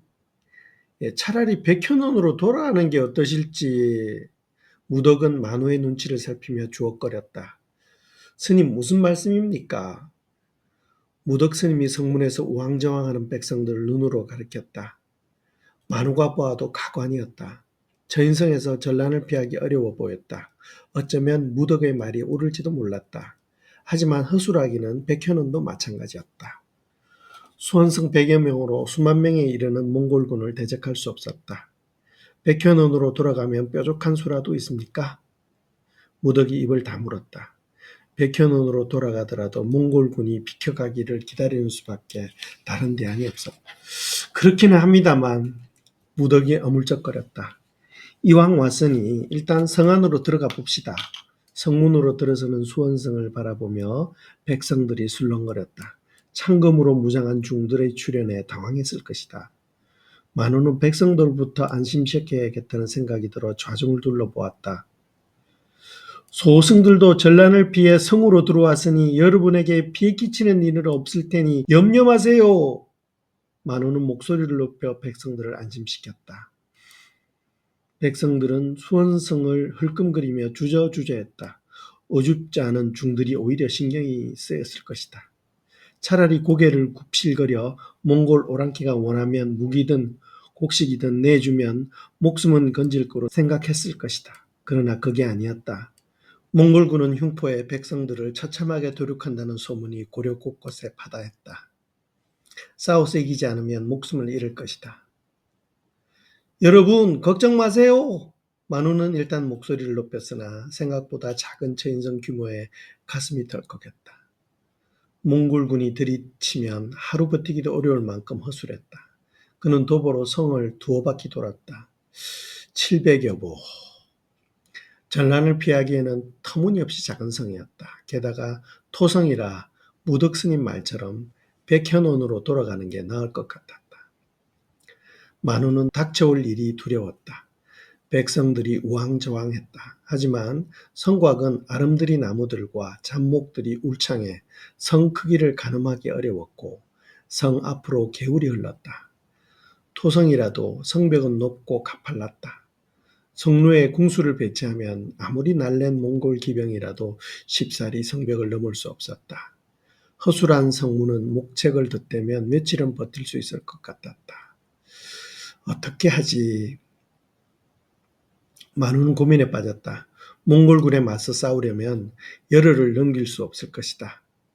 군자창에 무기라도 있어 그나마 다행이지만 그는 백현원으로 돌아가고 싶었다. 그러나 전란을 피해 성으로 들어온 백성들을 버리고 돌아가려니 선뜻 마음이 내키지 않았다. 하지만 중들만으로는 몽골군을 대항하기에는 무리였다. 힘쓸 만한 남정네들에게 농기구라도 들려 몽골군과 싸워야 하는데 우왕좌왕하는 사람들을 보고 있으려니 눈앞이 아찔했다. 저들을 데리고 몽골 오랑캐에게 맞서 싸울 수 있을까? 만우는 자신이 없었다. 저들을 두고 백현원으로 돌아갈 수도 없었다. 임진강에 강제로 던져져 살려달라 숨을 헐떡이며 애원하는 아버지의 충혈된 눈빛이 어른거렸다. 만우는 어머니 치맛자락을 붙들고 죽어가는 아버지를 지켜보면서 아무것도 할 수 없었다. 저들과 함께 싸우자. 만우는 마음을 다잡고 성상로에 올라섰다. 그리고 목소리를 높였다. 여러분! 백성들의 웅성거리는 소리에 파묻혀 만우의 목소리는 늦가을 낙엽처럼 땅바닥에 주저앉았다. 조용히 하세요! 무덕이 나섰다. 목소리가 날카로웠다. 백성들이 눈을 멀뚱거리며 소리나는 곳으로 눈길을 돌렸다. 우리는 처인성을 지켜야 합니다. 그 틈에 만우가 목소리를 높였다. 백성들이 다시 술렁거렸다. 스님, 우리는 농사밖에 지을 줄 모르는 농사꾼인데 칼이나 창도 다룰 줄 모릅니다. 무슨 재주로 저 흉포한 몽골 오랑캐와 싸워 성을 지킵니까? 한 사내가 목소리를 높였다. 틀린 말이 아니었다. 농사를 짓던 사람들이 병장기를 다루거나 군사훈련을 따로 받았을 리 없었다. 무기조차 다뤄본 적이 없는 농사꾼에게 몽골군에 맞서 성을 지키자는 만우의 말은 어쩌면 가당치도 않았을 것이다. 차라리 항복합시다! 사내에게 동조하는 목소리가 여기저기 터져나왔다. 만우는 난처했다. 식솔까지 데려왔으니 불안했을 것이다. 우왕좌왕하다가 성에서 떼죽음을 당할지 몰랐다. 성을 나가더라도 추위에 얼어 죽을 것이다. 숨을 곳도 없었다. 그러나 몽골군이 성을 함락하면 백성들을 도륙할 것은 자명했다. 물리치지 못하면 성에서 죽어야 한다. 작은 힘이라도 합쳐야 몽골군과 싸워보기라도 할 터인데 그들은 두려워하고 있었다. 백성들마저 흩어지면 싸울 방법이 없었다. 어쨌든 흩어지면 죽는다. 백성들에게 힘을 합치면 이길 수 있다는 믿음이 그들에게 필요했다. 우리가 힘을 합쳐 싸운다면 몽골군을 물리칠 수 있어! 만우가 목소리를 높였다. 백성들은 못 믿겠다는 듯 여기저기서 술렁거렸다. 칼을 빼들었다. 지금부터 내 말을 들으시오. 성을 나가 살 수 있으면 주저하지 말고 식솔들을 데리고 나가시오. 성문은 열려 있어.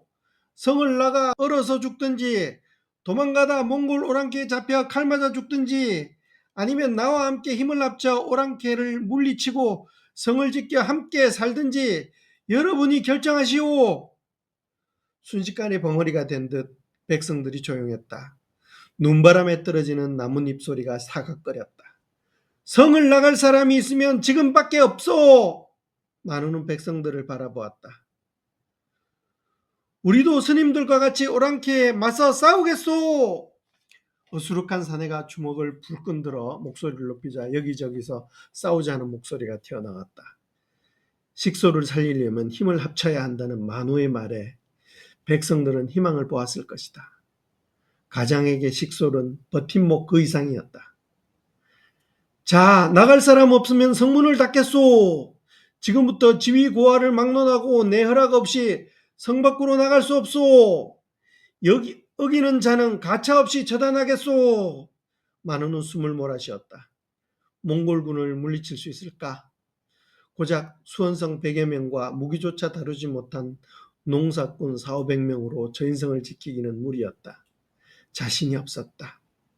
안악과 어린아이들, 노약자와 노인들은 군자창으로 들어가 내 명령이 있을 때까지 꼼짝 말고 기다리시오. 안악들과 어린아이들이 우르르 성안 군자창으로 몰려갔다. 무덕 스님은 저들을 안전한 곳으로 안내하세요. 예, 스님. 무덕이 군자창으로 말을 몰았다. 병장기가 없는 남자들은 농기구를 챙겨 성문 앞으로 모이세요. 백성들은 우왕좌왕했다. 시백은 뭘 하느냐? 저들을 안내해 전투태세를 갖추지 않고. 만우는 시백을 다그쳤다. 광주성이 언제 무너질지 몰라 조마조마했다. 저인성에 군자창이 있다는 정보를 몽골군이 알면 그냥 지나치지 않을 것이다. 길을 쓰고 함락하려 할 것이다. 유행을 바라기는 어려웠다. 싸워서 물리치지 않으면 죽을 수밖에 없었다. 수원성을 둘러 보았다. 기마승 20여 명, 칼잡이와 창잡이 보병 50여 명, 쇠내수와 궁수를 합쳐 30여 명, 그리고 농기구를 잡은 백성 200여 명으로 몽골군과 맞서야 한다. 가능할까? 만우는 자신이 없었다. 궁수는 두 패로 나누어 성문 양쪽 성상로에 대기하고 시백은 병기창고에 화살이 얼마나 남아있는지 확인하라. 예, 스님. 몽골 기마병은 빨랐다. 화살 낭비를 막으려면 관역을 정하고 유효사거리에 들어왔을 때 시위를 당겨야 화살을 아낄 수 있었다. 남자들은 괭이나 낫, 농기구를 들고 성에서 대기하고 안악들은 개울에서 물을 길어 군자창에 물을 뿌리고 동이마다 물을 가득 채우시오. 백성들의 발걸음이 빨라졌다. 몽골군과 맞서 싸우기는 만우도 처음이어서 초조하기는 그들과 다르지 않았다. 만우 스님! 무덕이 뛰어왔다. 무슨 일입니까? 성 안에 물이 없습니다. 불화살이야 겨울물로 끝나지만 먹을 음식과 식수는 어떻게 하실는지요? 만우는 성 안에서 얼마나 버틸지 생각해 보지 않았다. 스님 생각은 어떻습니까? 죽을 힘을 다해 싸워도 열을 버티기가 어렵습니다. 보름치 식수와 음식이라도 준비하는 게. 무덕이 말하다 말고 입을 다물었다. 예 스님, 몽골군이 저인성을 지나치기를 바라야겠지요. 앞날이 암담했다. 몽골 오랑캐가 저인성을 공격할지 말지 적장이 결정할 것이다. 만우가 할 수 있는 일이라는 게 적군이 비켜가기를 부처님께 기도하는 일밖에 없었다. 만우 스님, 아녀자들을 데리고 물 기르러 가겠습니다. 무덕이 침을 꼴깍 삼키며 자리를 떴다. 그렇게 하세요, 무덕 스님. 무덕 스님의 발걸음이 당당했다. 만우는 힘을 냈다. 백성을 살리려면 성한 백성들이 힘을 합쳐 몽골군을 물리치고 성을 지켜야 한다. 새끼가 위험에 처한다면 짐승도 죽을 힘을 다해 달려든다. 사람은 더하다. 무지한 사람도 똑똑한 사람도 식솔이 위험에 처하면 목숨까지 건다. 개경 보제사 다리 밑에서 피를 토하며 달아나라고 소리 지르던 어머니도 전란을 피해 처인성으로 몰려든 백성들도 다르지 않을 것이다. 처인성 백성이나 충주성에 입보한 백성들은 다르지 않았다. 모두 고려 백성이었다. 식솔이 위험하면 목숨까지 내던진다. 보제사에 소리치던 어머니와 처인성 백성들은 전쟁에 나선 장수보다 강했다. 그러나 새끼를 지키려는 어미의 본능만으로 흉포한 오랑캐를 물리칠 수 없을 것이다. 작은 힘이라도 뭉쳐야 한다. 뭉쳐 싸워야만 저 흉포한 몽골 오랑캐를 물리칠 수 있다. 청풍강에서 스산한 바람이 성으로 불었다. 김윤우는 바람을 정면으로 맞섰다. 병사들이 온몸으로 북풍을 막아야 백성들은 살아서 고향으로 돌아가 이른 봄에 씨를 뿌릴 것이다. 여성 동문이 소란스러웠다. 무슨 일이냐? 내성 수문 보수공사 중에 시공 문제로 병사들 간에 다툼이 있었어. 교의 정준이 울그락불그락한 얼굴로 노비 별초군을 다그치고 있었다. 김윤우는 그 모습을 멀찍이서 지켜보고 있었다. 책임자가 굼뜨니 아무리 단순한 보수공사인들 제대로 진행될 리 없었다. 남산 계곡물은 동문 근처에서, 대림산 계곡물은 남문 근처에서 외성 안으로 끌어들여 평상시에 백성들의 생활 용수로 쓰고 유사시에는 소방수로 활용해 수문이 너무 커서도 작아서도 안 된다. 수문이 크면 적의 침투로가 될 수 있고 너무 작으면 홍수가 발생하면 성벽을 무너뜨릴 수 있어 배수로까지 염두에 두어야 한다. 저 별감, 수문 이치도 그렇지만 적군이 북창나루 강을 건너면 바로 운봉에 이릅니다만. 교의 인경필이 끼어들었다. 운봉은 대문산과 외성 북문에 있는 작은 언덕이었다. 김윤우는 설핏 대문산을 바라보았다. 그래서 그게 그러니까 동문은 남산으로 오르는 비탈이라 지대가 높습니다. 북문 밖 운봉을 몽골군이 먼저 차지하면 대처가 어렵지 않겠습니까? 인경필이 어둡지 않은 꼬투리를 들춰내 강부의 보고거리를 찾는 듯 주둥아리를 자발없이 나불댔다. 그런가? 김윤호는 인경필을 바라보았다. 인경필의 말이 온전히 틀리지 않아 대놓고 무시하지 않았다. 운봉은 외성과 거리가 먼 대문산 자락이라 아군이 매복하지 않는다면 그의 말이 옳았다. 그러나 적장은 매복이 두려워 함부로 운봉을 차지하려고 병사를 움직이지 않을 것이다. 운봉에 토축을 쐈더라도 문제될 게 없었다. 몽골군의 활 사거리로 외성까지 도달하기에는 어림없었다. 오히려 외성 앞 얕은 해자가 문제였다. 깊게 파더라도 고려병사 포로들을 앞세우고 성을 들이치면 금방 메울 수 있을 것이다. 소장 생각입니다만 인경필은 의견을 말하려고 운을 뗐으나 김윤호의 눈길은 계명산 자락에서 떠나지 않았다. 김윤호는 대답하지 않았다. 성으로 흐르는 남산 물길이 정오 햇살을 튕겨내고 있었다. 교의 정준이 얼굴을 내밀었다. 햇볕에 그은 그의 까만 얼굴에 땀방울이 질척거렸다. 찾았습니까, 별감? 그랬네. 숨은 공사는 언제까지 마무리할 건가? 김윤우는 정준에게 되물었다. 동문과 남문 그리고 물길이 빠져나가는 북문 수로 보수공사가 시급했다. 몽골군이 물길을 끊으면 성안의 우물 4대께로는 병사들은커녕 백성들 마실 물조차 턱없이 모자랄 것이다. 닷새는 더 걸릴 것 같습니다만 정준이 어물쩍거렸다. 닷새로는 부족하다는 말이었다.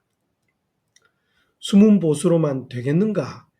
숨은 보수공사보다 김윤우는 다른 물길을 물었다. 남산 물길이 몽골군에게 발각되면 독약을 넣을지 모를 일이었다. 몽골군이라면 충분히 가능한 일이었다. 물길 공사는 몽골군이 눈치채지 못하게 진행해야 한다. 전투가 길어지면 어차피 알게 되겠지만 그렇다고 넋 놓을 수 없었다.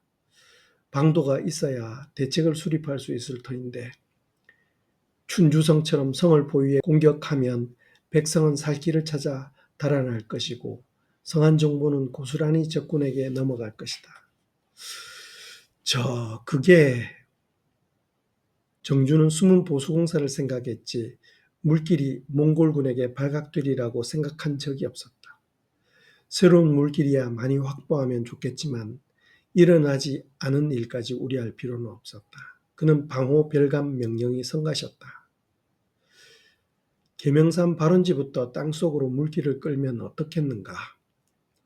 김윤우는 교의 정준의 속내를 떠보았다. 그런다고 오랑캐가 성으로 들어오는 물길을 못 찾겠습니까? 중주지리의 어두운 몽골군이 남산 물길을 알 리 없었다. 숨은 보수공사도 벅찬데 물길까지 땅속에 묻으라는 방호결감의 지나친 명령에 정주는 뜨악했다. 그런가? 물길이 적군에게 노출되어서는 안 된다. 적군의 공격을 성에서 버티려면 또 다른 물길을 찾아야 며칠이라도 더 버틸 수 있을 터. 김윤우는 그 다음 문제를 생각하고 있었다. 인경필이 끼어들었다. 그렇게나 멀리서요? 임교인은 다른 방법이 있는가? 너무 큰 공사 같아서요. 김인준이 강도에 앉아서 땅속으로 묻지 말라고 시키던가. 김윤우는 자발 없이 나불거리는 임경필의 주둥아리를 그냥 놔둬서는 안 될 것 같았다. 그럴 리가 있습니까, 별감? 임경필은 찔끔했다. 방어 별감의 말이 틀리지 않았다. 그러나 엄청난 물길 공사가 문제였다. 오랑캐가 언제 충주성으로 들이닥칠지 모르는데 쓸데없는 물길 공사에만 시간을 허비하는 것 같다 해본 말이었다. 남산 물길을 땅속으로 끌어 흙으로 덮어 흔적을 없애야 한다. 몽골군 첩자 눈을 피하려면 공사도 어렵고 인력 동원도 비밀리에 추진해야 한다. 물론 몽골군이 성을 포위하고 동시에 공격할지 장기전으로 끌고 갈지 적장 선택에 달려있지만 어쨌든 무리야말로 싸움의 승패를 좌우한다. 당장은 귀찮고 수고스러울 것이다. 그러나 성 안으로 들어오는 물길조차 확보하지 않으면 싸우기도 전에 패할 것이다. 물이 충분해야 그나마 며칠이라도 더 버틸 수 있을 것이다. 교의 정준이나 임경필이 아무리 반대해도 김윤우는 물길 공사를 양보할 생각이 없었다. 정교위. 김윤우는 교의 정준을 똑바로 바라보았다. 예, 별감. 남산부터 물길을 땅속으로 묻어라. 힘들어도 해야지. 병사 기천명으로 성을 지키려면 모든 방법을 동원해야 한다는 것쯤은 알터. 그나마 물이라도 충분해야 성에서 끝까지 버틸 수 있다는 것을 모르는가? 예, 별감. 계명산에서 성안까지 물길 끄는 방도를 찾도록 하겠습니다. 정주는 마지못해 대답했다. 김윤우는 설핏 임경필을 보았다. 꼬투리가 잡을 수 없었는지 아니면 물길을 묻으라는 명령이 못마땅했든지 고개를 연신 갸우뚱거렸다. 전투가 벌어지면 싸우기도 벅찬데 물마저 못 마시면 성을 포기하고 적에게 항복하는 수밖에 없다. 죽음은 누구나 두렵다. 교의 정준이나 임경필은 몽골군에게 항복해 살 길을 찾으려고 몰래 성을 달아날지 모르지만 김윤우는 생각이 달랐다. 성에서 싸우다 성에서 죽을 것이다. 백성들은 적군에게 도륙당하는데 강도에서 뒷짐이나 지고 연회의 정신이 팔린 교정별감 최항따이에게 보거나 할 상황이 아니었다. 훈련장으로 가자. 예, 별감. 임경필이 뒤따랐다. 봉화문을 지나 외성남문으로 향했다. 해자 위 나무다리를 건너 성으로 들어오는 사람들을 신문하는 병사들이 눈에 띄었다. 성문을 드나드는 백성을 단속한다고 몽골군 첩자를 가려낼 수 없을 것이다. 하지만 그마저 소홀하면 성 안에는 첩자들로 득실거릴 것이다. 그들이 퍼뜨린 흉흉한 소문은 금방 백성들을 혼란에 빠뜨릴 것이다. 김윤은 성문을 지키는 수의병사들을 지켜보았다. 수고가 많네. 예, 별감. 수의병사가 창을 고추 세웠다. 군율은 제자를 잡아가는 것 같았다. 해자에서 파낸 퇴적물이 성문 앞에 쌓여 있었다. 해자에 퇴적물이 쌓이면 있으나 마나였다. 퇴적물을 제거하고 폭을 넓혀야 재구시를 할 것이다. 남산 기슭에서 대림 삼성으로 오르는 오솔길이 보였다. 저 길로 백성을 오르게 해서는 안 되는데. 김윤우는 마음이 착잡했다. 훈련장으로 가자. 김윤우는 훈련상을 지켜볼 참이었다. 군사훈련장은 외성 남문 너머 달래강 강변에 있었다. 말발굽 소리와 기합 소리가 어지럽게 들렸다. 병사들의 발걸음 소리만 들어도 오합지졸이었다. 시골 별초군들의 군사훈련이라 나무라기 민망했다. 하지만 의뢰 그러려니 하기에는 목숨을 걸어야 하는 싸움이라 김윤우는 어줍지 않은 시골 별초군의 훈련이 못마땅했다. 더군다나 몽골군 최강 기병을 상대하려면 저 정도 훈련 강도로는 턱없이 모자랐다. 적을 죽이지 않으면 내가 죽어야 한다. 허술한 훈련으로 살아남을 수 없었다. 시백이 말에서 내렸다. 나으리 오셨습니까? 시백이 뒤통수를 끌적거렸다. 수원승만 훈련시켰으니 시골 별초군의 아둔한 움직임이 마음에 차지 않았을 것이다. 훈련은 잘 되는가? 예, 나으리. 시백의 대답이 신통하지 않았다. 노비 별초군인가? 아닙니다. 대장장이 별초군입니다. 그렇구나. 노비 별초군은 언제 훈련하느냐? 2, 3일 후나 훈련에 합류할 겁니다. 그리고 진법 훈련은 수원성 기마병들과 연합훈련을 할 계획입니다. 알았네. 그리고 인교위. 예, 별감. 김윤우는 어정쩡하게 서 있는 임경필을 불렀다. 임교위도 군사들의 연합훈련에 참석해서 몽골 오랑캐의 공성전에 대처할 방법을 찾아보게. 별감, 그게 임경필이 어물쩍거렸다. 진법 훈련에 참석하라는 방호별감이 못마땅했다. 병서에 나오는 진법이라면 모두 터득했다. 참석하시게. 김윤우는 임경필을 실컷 보았다. 이맛살이 일그러졌다. 안다는 뜻일 것이다. 진법을 안다고 전장에서 승리할 수 없었다. 적재적소에 어떻게 적용하느냐에 따라 승패가 결정나기 때문이었다. 강도 보고에 신경을 쓰니 병사들의 훈련 따위가 눈에 들어올 리 없었다. 지금은 전쟁 중이다. 목숨 걸고 싸우는 전쟁터에서 아무리 임금이라도 방호별감의 결정을 간섭해서는 안 된다. 적과의 전투는 이겨야 살 수 있다. 지휘자의 명령이 병사들에게 통하지 않으면 필패한다는 것쯤은 병서를 함께 수확했던 교정별감 최항이 보낸 교의 임경필이 모르지 않을 터인데 병서 몇 권 읽었다고 주둥아리를 나부대다니 김윤우는 어처구니가 없었다. 만우야, 왜 병법이 알고 싶으냐? 병서를 전해주면서 해심 스승님이 했던 질문이었다. 금술만 충실히 연마하면 제 몸은 건사할 수 있는데 굳이 병법을 배우려는 만우의 속내를 해심 스승님은 눈치챘을 것이다. 만우는 대답하지 않았다. 만종과 만전 형제가 병서를 뒤적거리며 낄낄거리고 있었다. 안행진을 전개하라. 시백의 명령이 훈련장에서 으르렁거렸다. 와, 와, 와. 대장장이 별초군들이 양날개를 퍼덕이며 안행진을 펼쳤다. 뒤따르던 병사들이 어슬렁거렸다. 안행진은 병사들의 움직임이 빨라야 적군의 추행진을 무력화시킬 수 있다. 아둔한 장수가 안행진으로 공격하면 중앙으로 들이치는 적군의 주행진에 힘쓸 겨를도 없이 무너지기 십상이었다. 김윤우는 시백을 굴렀다. 예, 나으리. 훈련 강도를 높여라. 그게 할 말이 있는지 시백이 우물쭈물했다. 김윤우는 그의 말을 들어줄 만큼 겨를이 없었다. 모든 것을 갖춰놓고 전쟁을 치러야 하지만 지금 상황은 다르다. 급조된 병사들과 성으로 입부한 백성들이 성을 지켜야 한다. 그러기에 전쟁이고 일어나서는 안 되는 게 전쟁이다. 싸워서 반드시 적군을 물리쳐야 살 수 있다는 것쯤은 시백도 알 것이다. 교위들의 눈길이 병영 막사에서 얼쩡거렸다. 살고 싶을 것이다.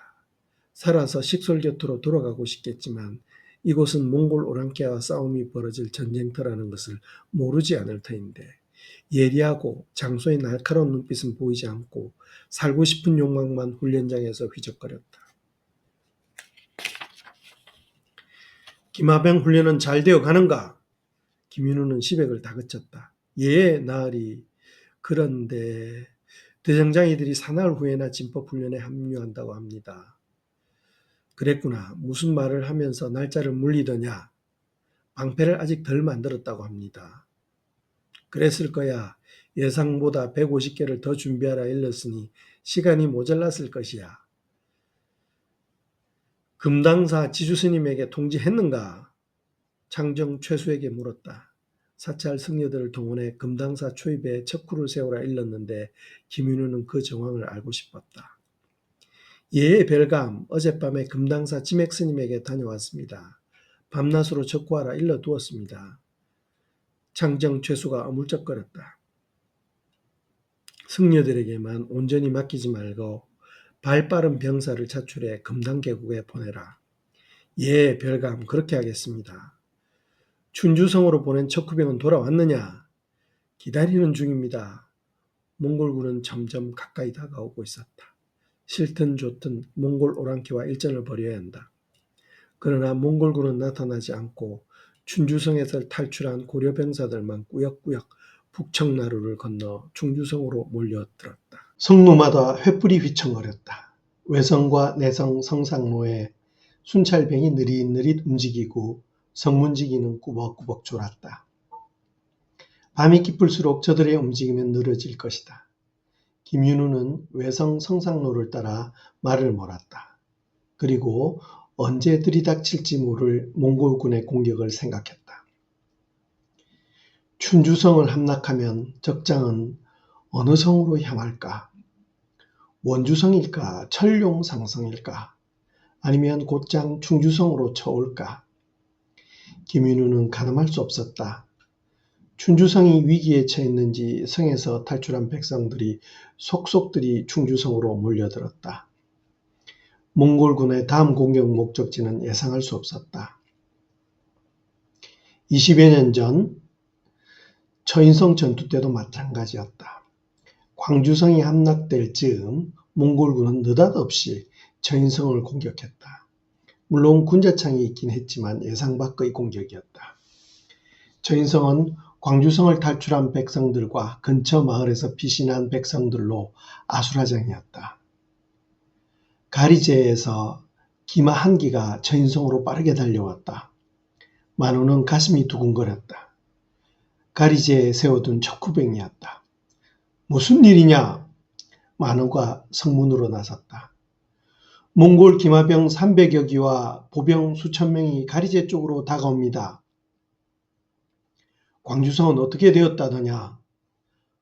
확실치 않습니다만 광주성에서 도망 나온 병사들의 말로는 성 안에 곡식이 떨어져 병사들이 끼니 쫓아 그런다고 합니다. 그리고 성은 온통 불타고 있습니다. 광주성이 위기에 처한 것 같았다. 만우는 두근거리는 가슴을 누르며 침착하려고 했었다. 알았다. 몽골군의 움직임을 자세히 살펴 징후가 있으면 즉시 보고하라. 예, 스님. 척후병이 돌아갔다. 성한 백성들이 고개를 삐죽거리며 웅성거렸다. 몽골군이 금방이라도 처인성으로 들이칠 것 같았다. 적군은 잘 훈련된 강한 몽골군이었고 아군은 농사짓던 농사꾼이라 섣불리 움직이면 약점만 드러날 것이다. 만우는 등골에서 식은땀이 흘렀다. 성문에 올 때까지 기다리자. 가슴이 두근거렸다. 몽골군 주력은 기마병이었다. 날랜 기마병을 무기도 다룰 줄 모르는 백성들이 맞서려면 모든 게 불리했다. 만우는 궁수 50여 명을 성문 양측으로 나누어 매복시켰다. 기다려야 한다. 몽골 오랑캐가 성문에 다가올 때까지 기다렸다가 일시에 기습해야 그나마 승산이 있다. 작은 성에서 시간을 끌수록 위험했다. 동시에 들이쳐 적장부터 죽이면 적병들이 흩어질 것이다. 그때 들이치면 물리칠 수 있을지도 모른다. 두렵더라도 그때까지 참고 기다리자. 궁수는 성문 양쪽 성상로에 대기하라. 관역은 적장이다. 알아들었느냐? 몽골 기병대를 성문까지 유인할 수 있을까? 만우는 가슴이 쿵쿵거렸다. 만우 스님! 무덕섬이 옆으로 다가왔다. 무슨 일입니까? 그게 별일 아니면 자리로 돌아가세요. 몸까지 무거운 무덕이 검까지 차고 왔다. 만우는 본체만 째 단번에 그녀를 돌려세웠다. 몽골군이 언제 성으로 쳐들어올지 알 수 없다. 아낙돌과 어린이, 노인들은 창고 옆 안전한 곳으로 데려가세요. 창고 옆이면 그나마 안전할 것 같아서 한 말이었다. 스님, 기마병 출정 준비가 끝났습니다. 시백이 보고했다. 몽골군을 성까지 유인하려면 기마병밖에 없었다. 만우는 수원성 기마병을 훑어보았다. 시백은 기마병 20기를 이끌고 가리제에 매복하라. 시간이 없다. 빠르게 움직여라. 예, 스님. 그리고 몽골군이 가리제에 오르면 적의 예봉을 쳐라. 초반에는 적이 당황하겠지만 금방 전력을 갖춰 공격할 것이다. 오래 가지 않을 것이다. 아군이 밀리거나 날이 어두워지면 곧바로 성으로 퇴각하라. 그리고 몽골군이 눈치채지 않게 유인하려면 밀고 당기는 추격전이 필요하다. 적군이 말려들지 않을지 모르니 적당하게 거리를 두고 치고 빠지면서 성까지 퇴각하라. 예, 스님. 시백이 기마병을 이끌고 가리제로 향했다. 가리제는 숲이 울창한 구름이어서 매복 장소로 불리하지만 성급하게 달려드는 적군을 유인하기에는 나쁘지 않은 장소였다. 고갯길 양편 숲속에 기반 10기씩 나누어 매복시켰다. 만우는 남정네들에게 창고에 보관한 무기를 나누어 주었다. 창과 칼이 턱없이 모자랐다. 무기가 없는 사람은 농기구라도 잡아라. 괭이나 쇠사랑으로 몽골 오랑캐의 단단한 검을 이길 수 없을 것이다. 하지만 힘을 합치면 못할 것도 없었다. 그나마 낮은 좋은 무기였다.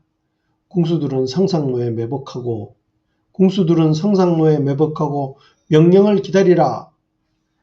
만우는 가리제를 바라보았다. 광주성에서 검은 연기가 타오르고 있었다. 성이 위험에 처한 것 같았다. 몽골 오랑캐의 말발굽 소리가 저인성으로 가까워질 때마다 숨을 몰아쉬었다. 스님, 몽골군 300여 명이 저인성으로 다가오고 있습니다. 선수 장군의 갑옷이 황금색입니다. 척구병이 보고하고 돌아갔다. 날이 어두워도 황금색은 빛날 것이다. 관역은 그놈이었다. 황금색 갑옷이라. 틀림없이 적장일 것이다. 피하고 싶었던 싸움이 눈앞에 다가오고 있었다. 개경 보제사 다리 위에서 어머니를 베던 야별초의 핏빛 칼날이 눈앞에서 번쩍거리는 듯해 만우는 심장에서 불덩어리가 이글거렸다. 병사들은 즉시 제 위추를 준수하라. 병사들의 빠른 발걸음이 만우 귓전을 훑었다. 황금색 갑옷이라. 그놈이 분명 적장일 것이다. 몽골군 기세를 꺾으려면 적장을 성문으로 유인해 단번에 사살해 적의 싸울 의지를 꺾어야 그나마 승산이 있다. 성벽에 머리를 쳐박은 백성들이 숨을 죽였다. 훈련된 몽골 병사들이 훈련된 몽골 병사들을 괭이로 맞서 싸우려니 긴장했을 것이다. 숨소리도 들리지 않았다. 조조하고 불안했다. 만호는 백성들에게 몽골군에게도 나약한 모습을 보일 수 없었다.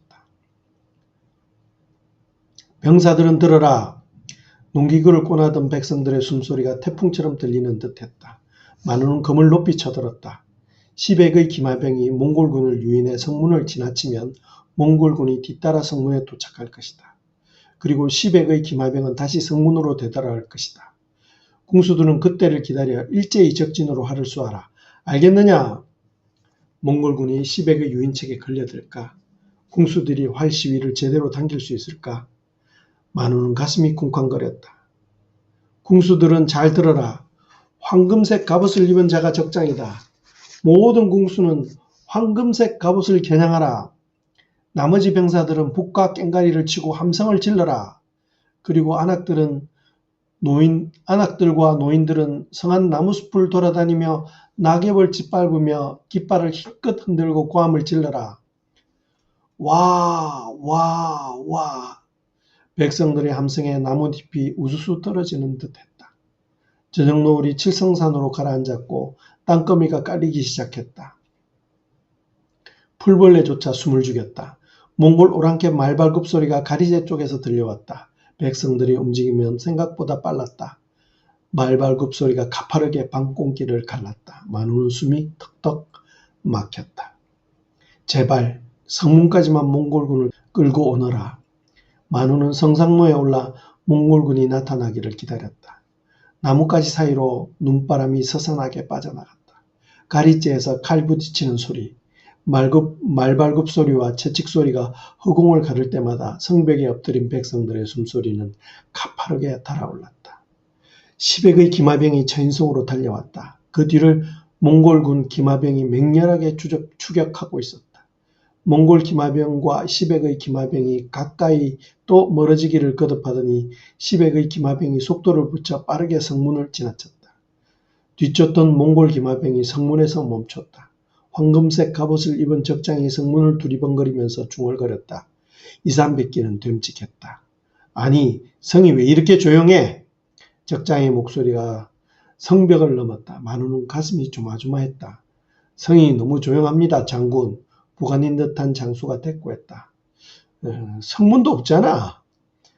몽골군에게 목적은 성문이 아니었든지 성문을 지나쳐버린 10액의 기마병을 바라보며 적장이 머리를 갸우뚱거렸다. 장군, 성이 너무 조용합니다. 도대체 무슨 일이? 적장이 아직 눈치를 못 챘는지 성문을 기웃거리며 성 안으로 말을 몰았다. 만호는 손을 들었다. 10액의 기마병이 되돌아와 적병을 들이칠 때까지 섣불리 움직이지 말라는 신호였다. 성 안으로 들어가 보자. 적장이 성문으로 말머리를 돌리려는데 10액의 기마병이 빠르게 처인성으로 되돌아오고 있었다. 우렁찬 함성은 하늘을 찔렀다. 시위를 당겨라! 만호가 검을 빼들었다. 성에서 화살이 빗발처럼 날아갔다. 꽹가리와 북소리의 고함까지 들끓어 적장의 간담을 서늘하게 하기에 충분했다. 몽골군 화살이 성으로 무차별 날아들었다. 엎드려라! 만호는 침착했다. 시위를 당겨라! 화살이 빗발치듯 날아갔다. 몽골 기마병들이 성벽으로 뛰어올랐다. 쇠스랑이 말 앞가슴을 찍었다. 말은 성발치에 나뒹굴었고 백성들은 괭이에 매달린 채 성 밖으로 굴렀다. 수원성이 쏜 화살은 황금 갑옷으로 향했고 몽골군이 쏜 화살은 쉰소리를 내며 허공으로 날아갔다. 화살은 멈추지 않았다. 목책을 열어라! 만호가 적진으로 뛰어들었다. 기마병이 뒤따랐다. 몽골군은 강했다. 그러나 백성들은 목숨을 걸고 싸웠다. 눈에 보이지 않는 적은 두렵다. 언제 어디서 어떤 형태로 들이칠지 몰라 더 두렵다. 처인성 전투는 행운도 따랐다. 몽골군 사령관 살레탑이 고려 백성들을 얕잡아 보지 않았더라면 의심 없이 성문으로 다가오지 않았을 터. 적장의 오만이 명줄까지 줄일 거로 예상하지 못했을 것이다. 아무리 사소한 전투라도 혼자서 치르기 어렵다. 무술이 뛰어나서 무술이 뛰어나고 병서에 능통하더라도 장수와 병사들이 함께 치러 그나마 승산이 있다. 장수는 장수대로, 병사들은 병사대로 움직이면 반드시 패할 것이다. 20여 년 전 저인성 전투처럼 민관이 똘똘 뭉쳐 함께 싸우면 2만여 몽골군이 아니라 더 많은 적이 쳐들어오더라도 두려워할 필요가 없다. 충주성 백성들을 하나로 뭉칠 수 있을까? 힘들어 보였다. 부임한 지 한 달도 안 된 방어별감이 할 수 있는 일은 사실 제한적이다. 힘을 모을 수 있다면 아무리 강한 몽골군이라도 물리칠 수 있을 터인데 김윤호는 그 방법이 생각나지 않았다. 대정 이기달은 막사 안으로 들어오라. 예의 별강 하명하실 일이라도 이기달이 머리를 주걱거렸다. 금당 계곡으로 매복 나간 창정에게 소식이 없느냐? 아직 없습니다만 해걸음이 다 됐는데 척후가 없으니 금당 계곡은 이상 징후가 없는 모양이었다. 척후가 있으면 즉각 보고하도록 하라. 예, 별감. 이기달이 막사를 나서면서 헐끔거렸다. 말단 장수가 보기에도 방호별감의 지시가 이해할 수 없었던 모양이었다. 계곡이 좁고 비탈이 가파른 금당 계곡으로 척후병이라면 몰라도 몽골 대군이 이동하지 않을 것이다. 그러나 김윤호의 생각은 달랐다. 준주성을 빠져나온 고려병사들이 충주성으로 들어오고 있는데 강구할 수 없었다. 어쩌면 창정 최수는 알고 있을지 몰랐다. 그는 충주부 지리에 밟고 몽골군의 공격 정보를 패잔병들에게 들었을 것이다. 김윤호는 창정의 일거수일투족까지 감시하라 시백에게 일러놓았다. 제발 아무 일이 없어야 할 텐데. 입술이 바짝바짝 타는 것 같아 김윤호는 막사에서 어슬렁거렸다. 적을 기다리는 것은 언제나 초조하고 두렵다. 이 초조한 두려움마저 김윤호는 견뎌야 한다. 그래서 병사들은 전투 준비를 할 수 있고 백성들은 생업에 전념할 수 있을 것이다. 금당 계곡에서 목탁 소리가 퍼덕거리는 듯 했다. 벼랑으로 치솟은 바람이 빠르게 계곡을 빠져나가고 마른 나뭇잎이 떨어져 나간 자리에 흔적을 남겼다. 자국은 뚜렷했다. 다음 해 봄에는 흔적만큼 강한 새 움이 돋아날 것이다. 내 목이 달아나도 움이 돋을까? 김윤후는 허허롭게 목을 쓰다듬었다.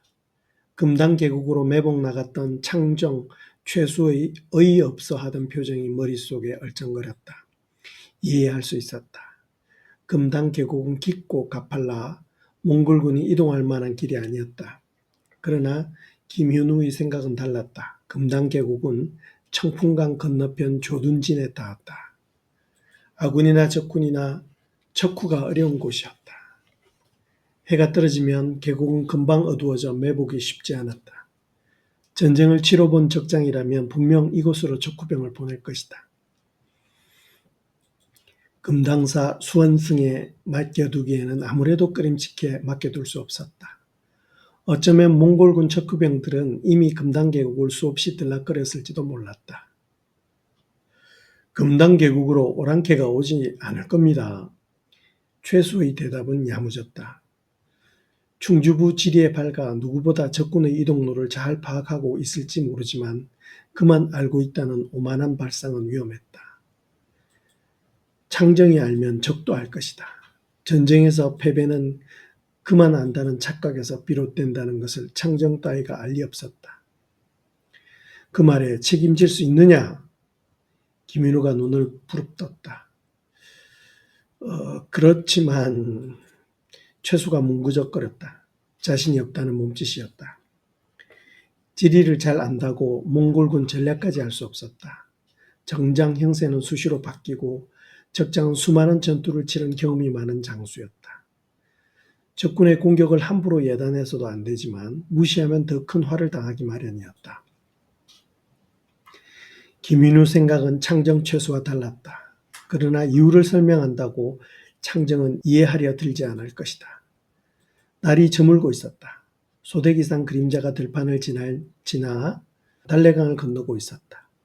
금당 계곡은 이미 어둠이 짙게 깔렸을 것이다. 어떻게 되었을까? 김윤우는 경천문 성로를 서성이며 금을 쥐었다 놓기를 거듭했다. 몽골군이 금당 계곡으로 지나갈 리 없었다. 방호결감의 뜬금없는 명령이었다. 유학사에서 4년 동안 귀양살이한 방호별감이 충주 지리는커녕 세상 물정을 제대로 알 리 없었다.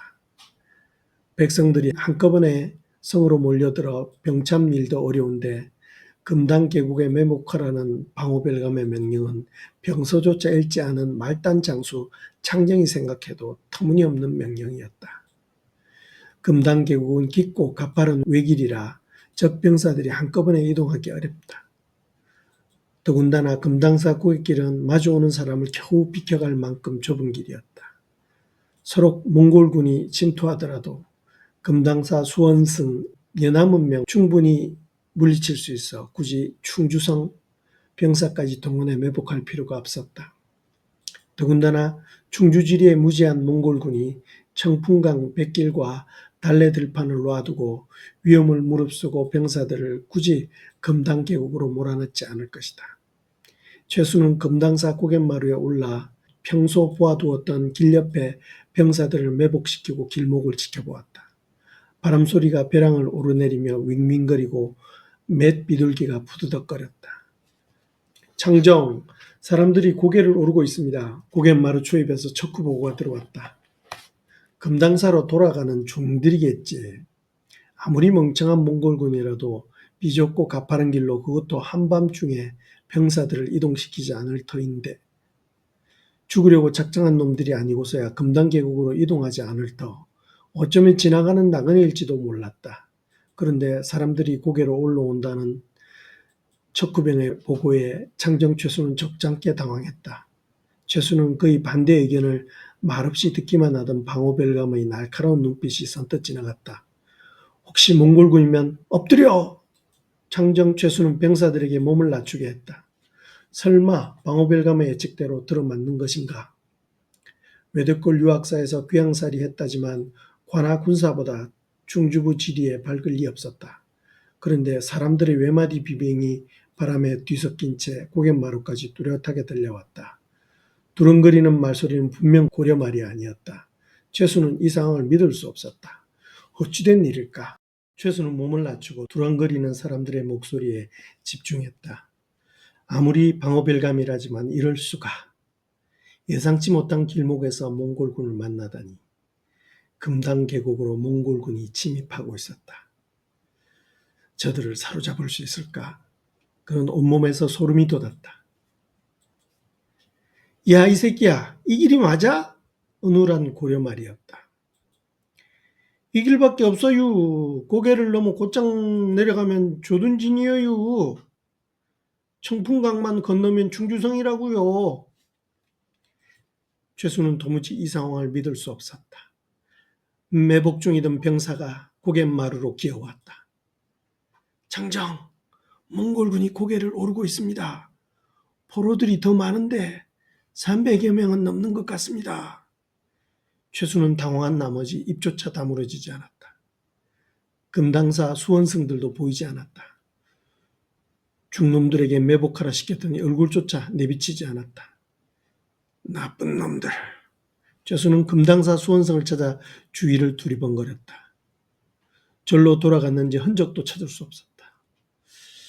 아이고, 중놈들을 믿을 수 있어야지. 그때였다. 앞잡이 4~5명을 앞세운 몽골 병사가 고갯마루에 올라섰다. 그 뒤로 300여 명의 사람들이 밧줄에 묶인 채 줄줄이 뒤따랐다. 10명의 우랑캐가 사로잡힌 수백 명의 포로들도 놀랍지만 방호별감의 예측은 놀라울 따름이었다.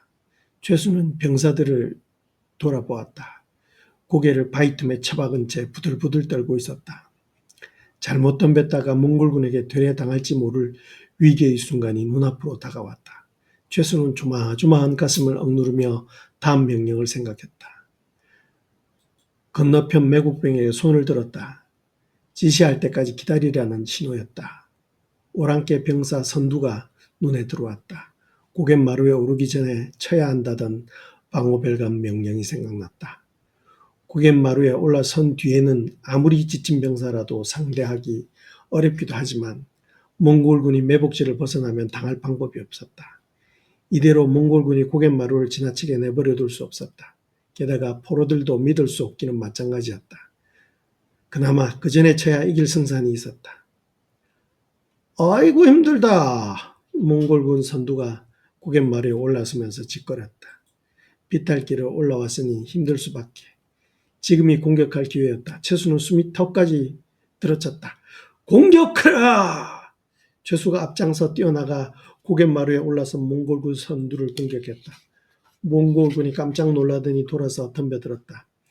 죽여라! 매복 중이던 병사들이 일시에 양쪽 숲에서 뛰어나와 고갯마루에 올라온 몽골군을 포위했다. 후미를 따르는 적병들이 포로를 협박했다. 밧줄에 묶인 포로들이 요동치기 시작했다. 죄수는 빠르게 포로를 묶은 밧줄을 끊었다. 그리고 일시에 달려들어 몽골군을 제압했다. 아무리 전쟁에 무지한 백성이라도 300여 명이 달려드는데 당할 수 없었다. 무릎을 꿇어라! 최수의 호령이 금당사 고갯마루에 메아리쳤다. 포로들이 몽골군을 붙잡아 짓이기고 있었다. 원한이 많을 것이다. 그만하라! 최수는 광분하는 포로들을 말렸다. 아무리 용맹한 몽골 군사라도 지리에 익숙한 창정의 군사를 당할 수 없었다. 소대기산 능선에서 별빛이 반짝거렸다. 어떻게 됐을까? 청풍강이 굴럭거리는 소리를 질렀다. 김인우는 날이 어두워질수록 그가 내린 명령에 자신이 없어졌다. 어쩌면 창정이 맞을지도 몰랐다. 몇 차례 금당계곡을 들러 지세를 안다 하더라도 충주부가 고향인 창정 최수만큼은 밟지 못했을 것이다. 김인우는 헛일을 시킨 것 같아 창정에게 미안했다. 대문산을 돌아 나온 뗏목들이 북창마루로 들어왔다. 횃불을 든 군사들이 내리고 수백 명의 사람들이 뒤따라 내렸다. 저들은 누군가? 북창나루에 횃불이 일렁거렸다. 김인우는 나룻배에서 내리는 사람들이 신경 쓰였다. 깃발로 보아 창정의 병사들이 옵니다. 임경필이 곁에서 대답했다. 몽골군이 금당 계곡으로 침입할지 어떻게 알았는지 방호별감의 예측이 놀라웠다. 만만하지 않을 거라던 별장 김인준의 말이 생각나 온몸이 오싹했다. 유학사를 침입했을 때 방호별감의 놀라운 금술 솜씨는 알고 있었지만 용병술이 뛰어난 줄은 미처 몰랐다. 그런가 김윤우가 보아도 창정 최수의 깃발이었다. 뒤따르는 사람들은 누군가? 김인우는 긴장을 풀지 않았다. 포로들 같습니다만. 임경필이 어물쩍 방어별감의 눈길을 피했다. 그런가? 몽골군에게 항복한 고려군 병사들이나 마을에서 사로잡은 고려 백성들이겠지만 그들 중에 첩자가 있을 것 같다. 김인우가 물었던 것이었다. 임교위, 나루로 나가 포로들이 성으로 들어오기 전에 첩자를 가려내라. 예, 별감. 사실 첩자를 가려내기란 어렵다. 임경필이 고민에 빠진 듯했다. 병사들을 이끌고 북창나루로 향하는 그의 어깨가 축 처져 창정을 거들 때와 사뭇 달랐다. 김인우는 임경필의 처진 어깨가 거슬렸다. 장수의 용맹은 병사들의 사기와 직결되어 전투의 승패를 좌우한다.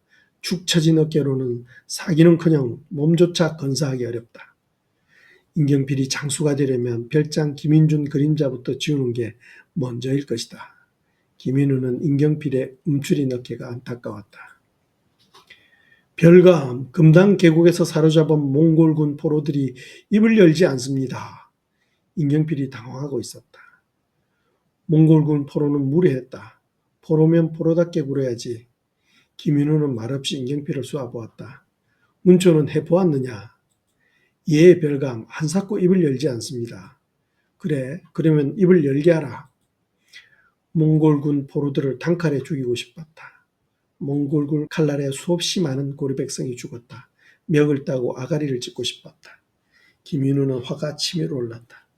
저놈들을 형틀에 묶어 주리를 틀어라. 그래도 입을 열지 않으면 그 자리에서 목을 베어라. 방어벌감 김인우의 명령은 단단했다. 임교인은 뭘 하고 있느냐? 검을 든 임경필이 손을 부들부들 떨었다. 제 나라 백성들에게는 꺼리낌 없이 칼날을 휘두르더니 몽골군 포로 한 명을 제대로 죽이지 못하는 위인이었다니 김인우는 어처구니가 없었다. 시백은 뭘 하느냐? 김인우는 포로조차 베지 못하는 교의 인경필이 한심스러웠다. 예, 나으리, 당장 시행하겠습니다. 시백의 칼날은 번뜩였다. 포로가 비명을 지르자 붉은 피가 허공으로 치솟아 올랐다. 아무리 고려병사라도 몽골군에 항복한 놈이라면 적군이었다. 몽골군 포로들을 오랑캐 나라의 충성한 병사로 남겨서는 안 될 것이다. 지독한 놈들. 김인우는 기가 찼다. 백성은 몇 명이나 되는가? 300여 명이 넘습니다. 고려 백성은 어떻게 할까요? 시백의 표정이 일그러졌다. 사람을 죽인다는 게 쉬운 일이 아닐 것이다. 김인우는 춘주성을 탈출해 오랑캐 진영으로 항복해 가려다가 시백에게 붙잡혔던 노비병사가 생각났다. 저들 중에도 오랑캐 첩자는 있을 것이다. 그렇다고 무차별 문초할 수도 없었다. 첩자를 가려내야 한다. 어쩔 수 없이 첩자 노릇을 했더라도 상당한 벌을 받아야지 고려 백성이라는 이유로 풀어줄 수는 없었다. 저놈들을 문책해 첩자를 가려내라. 고려군 포로들이 웅성거렸다. 오랑캐 포로들이 입을 열지 않으니 이들에게서라도 몽골군의 정보를 알아내야 한다. 저들은 몽골군의 첩자일까? 고려 백성들일까? 김인우는 고민에 빠졌다. 백성 없는 나라는 없지만 나라가 없는 백성은 있었다.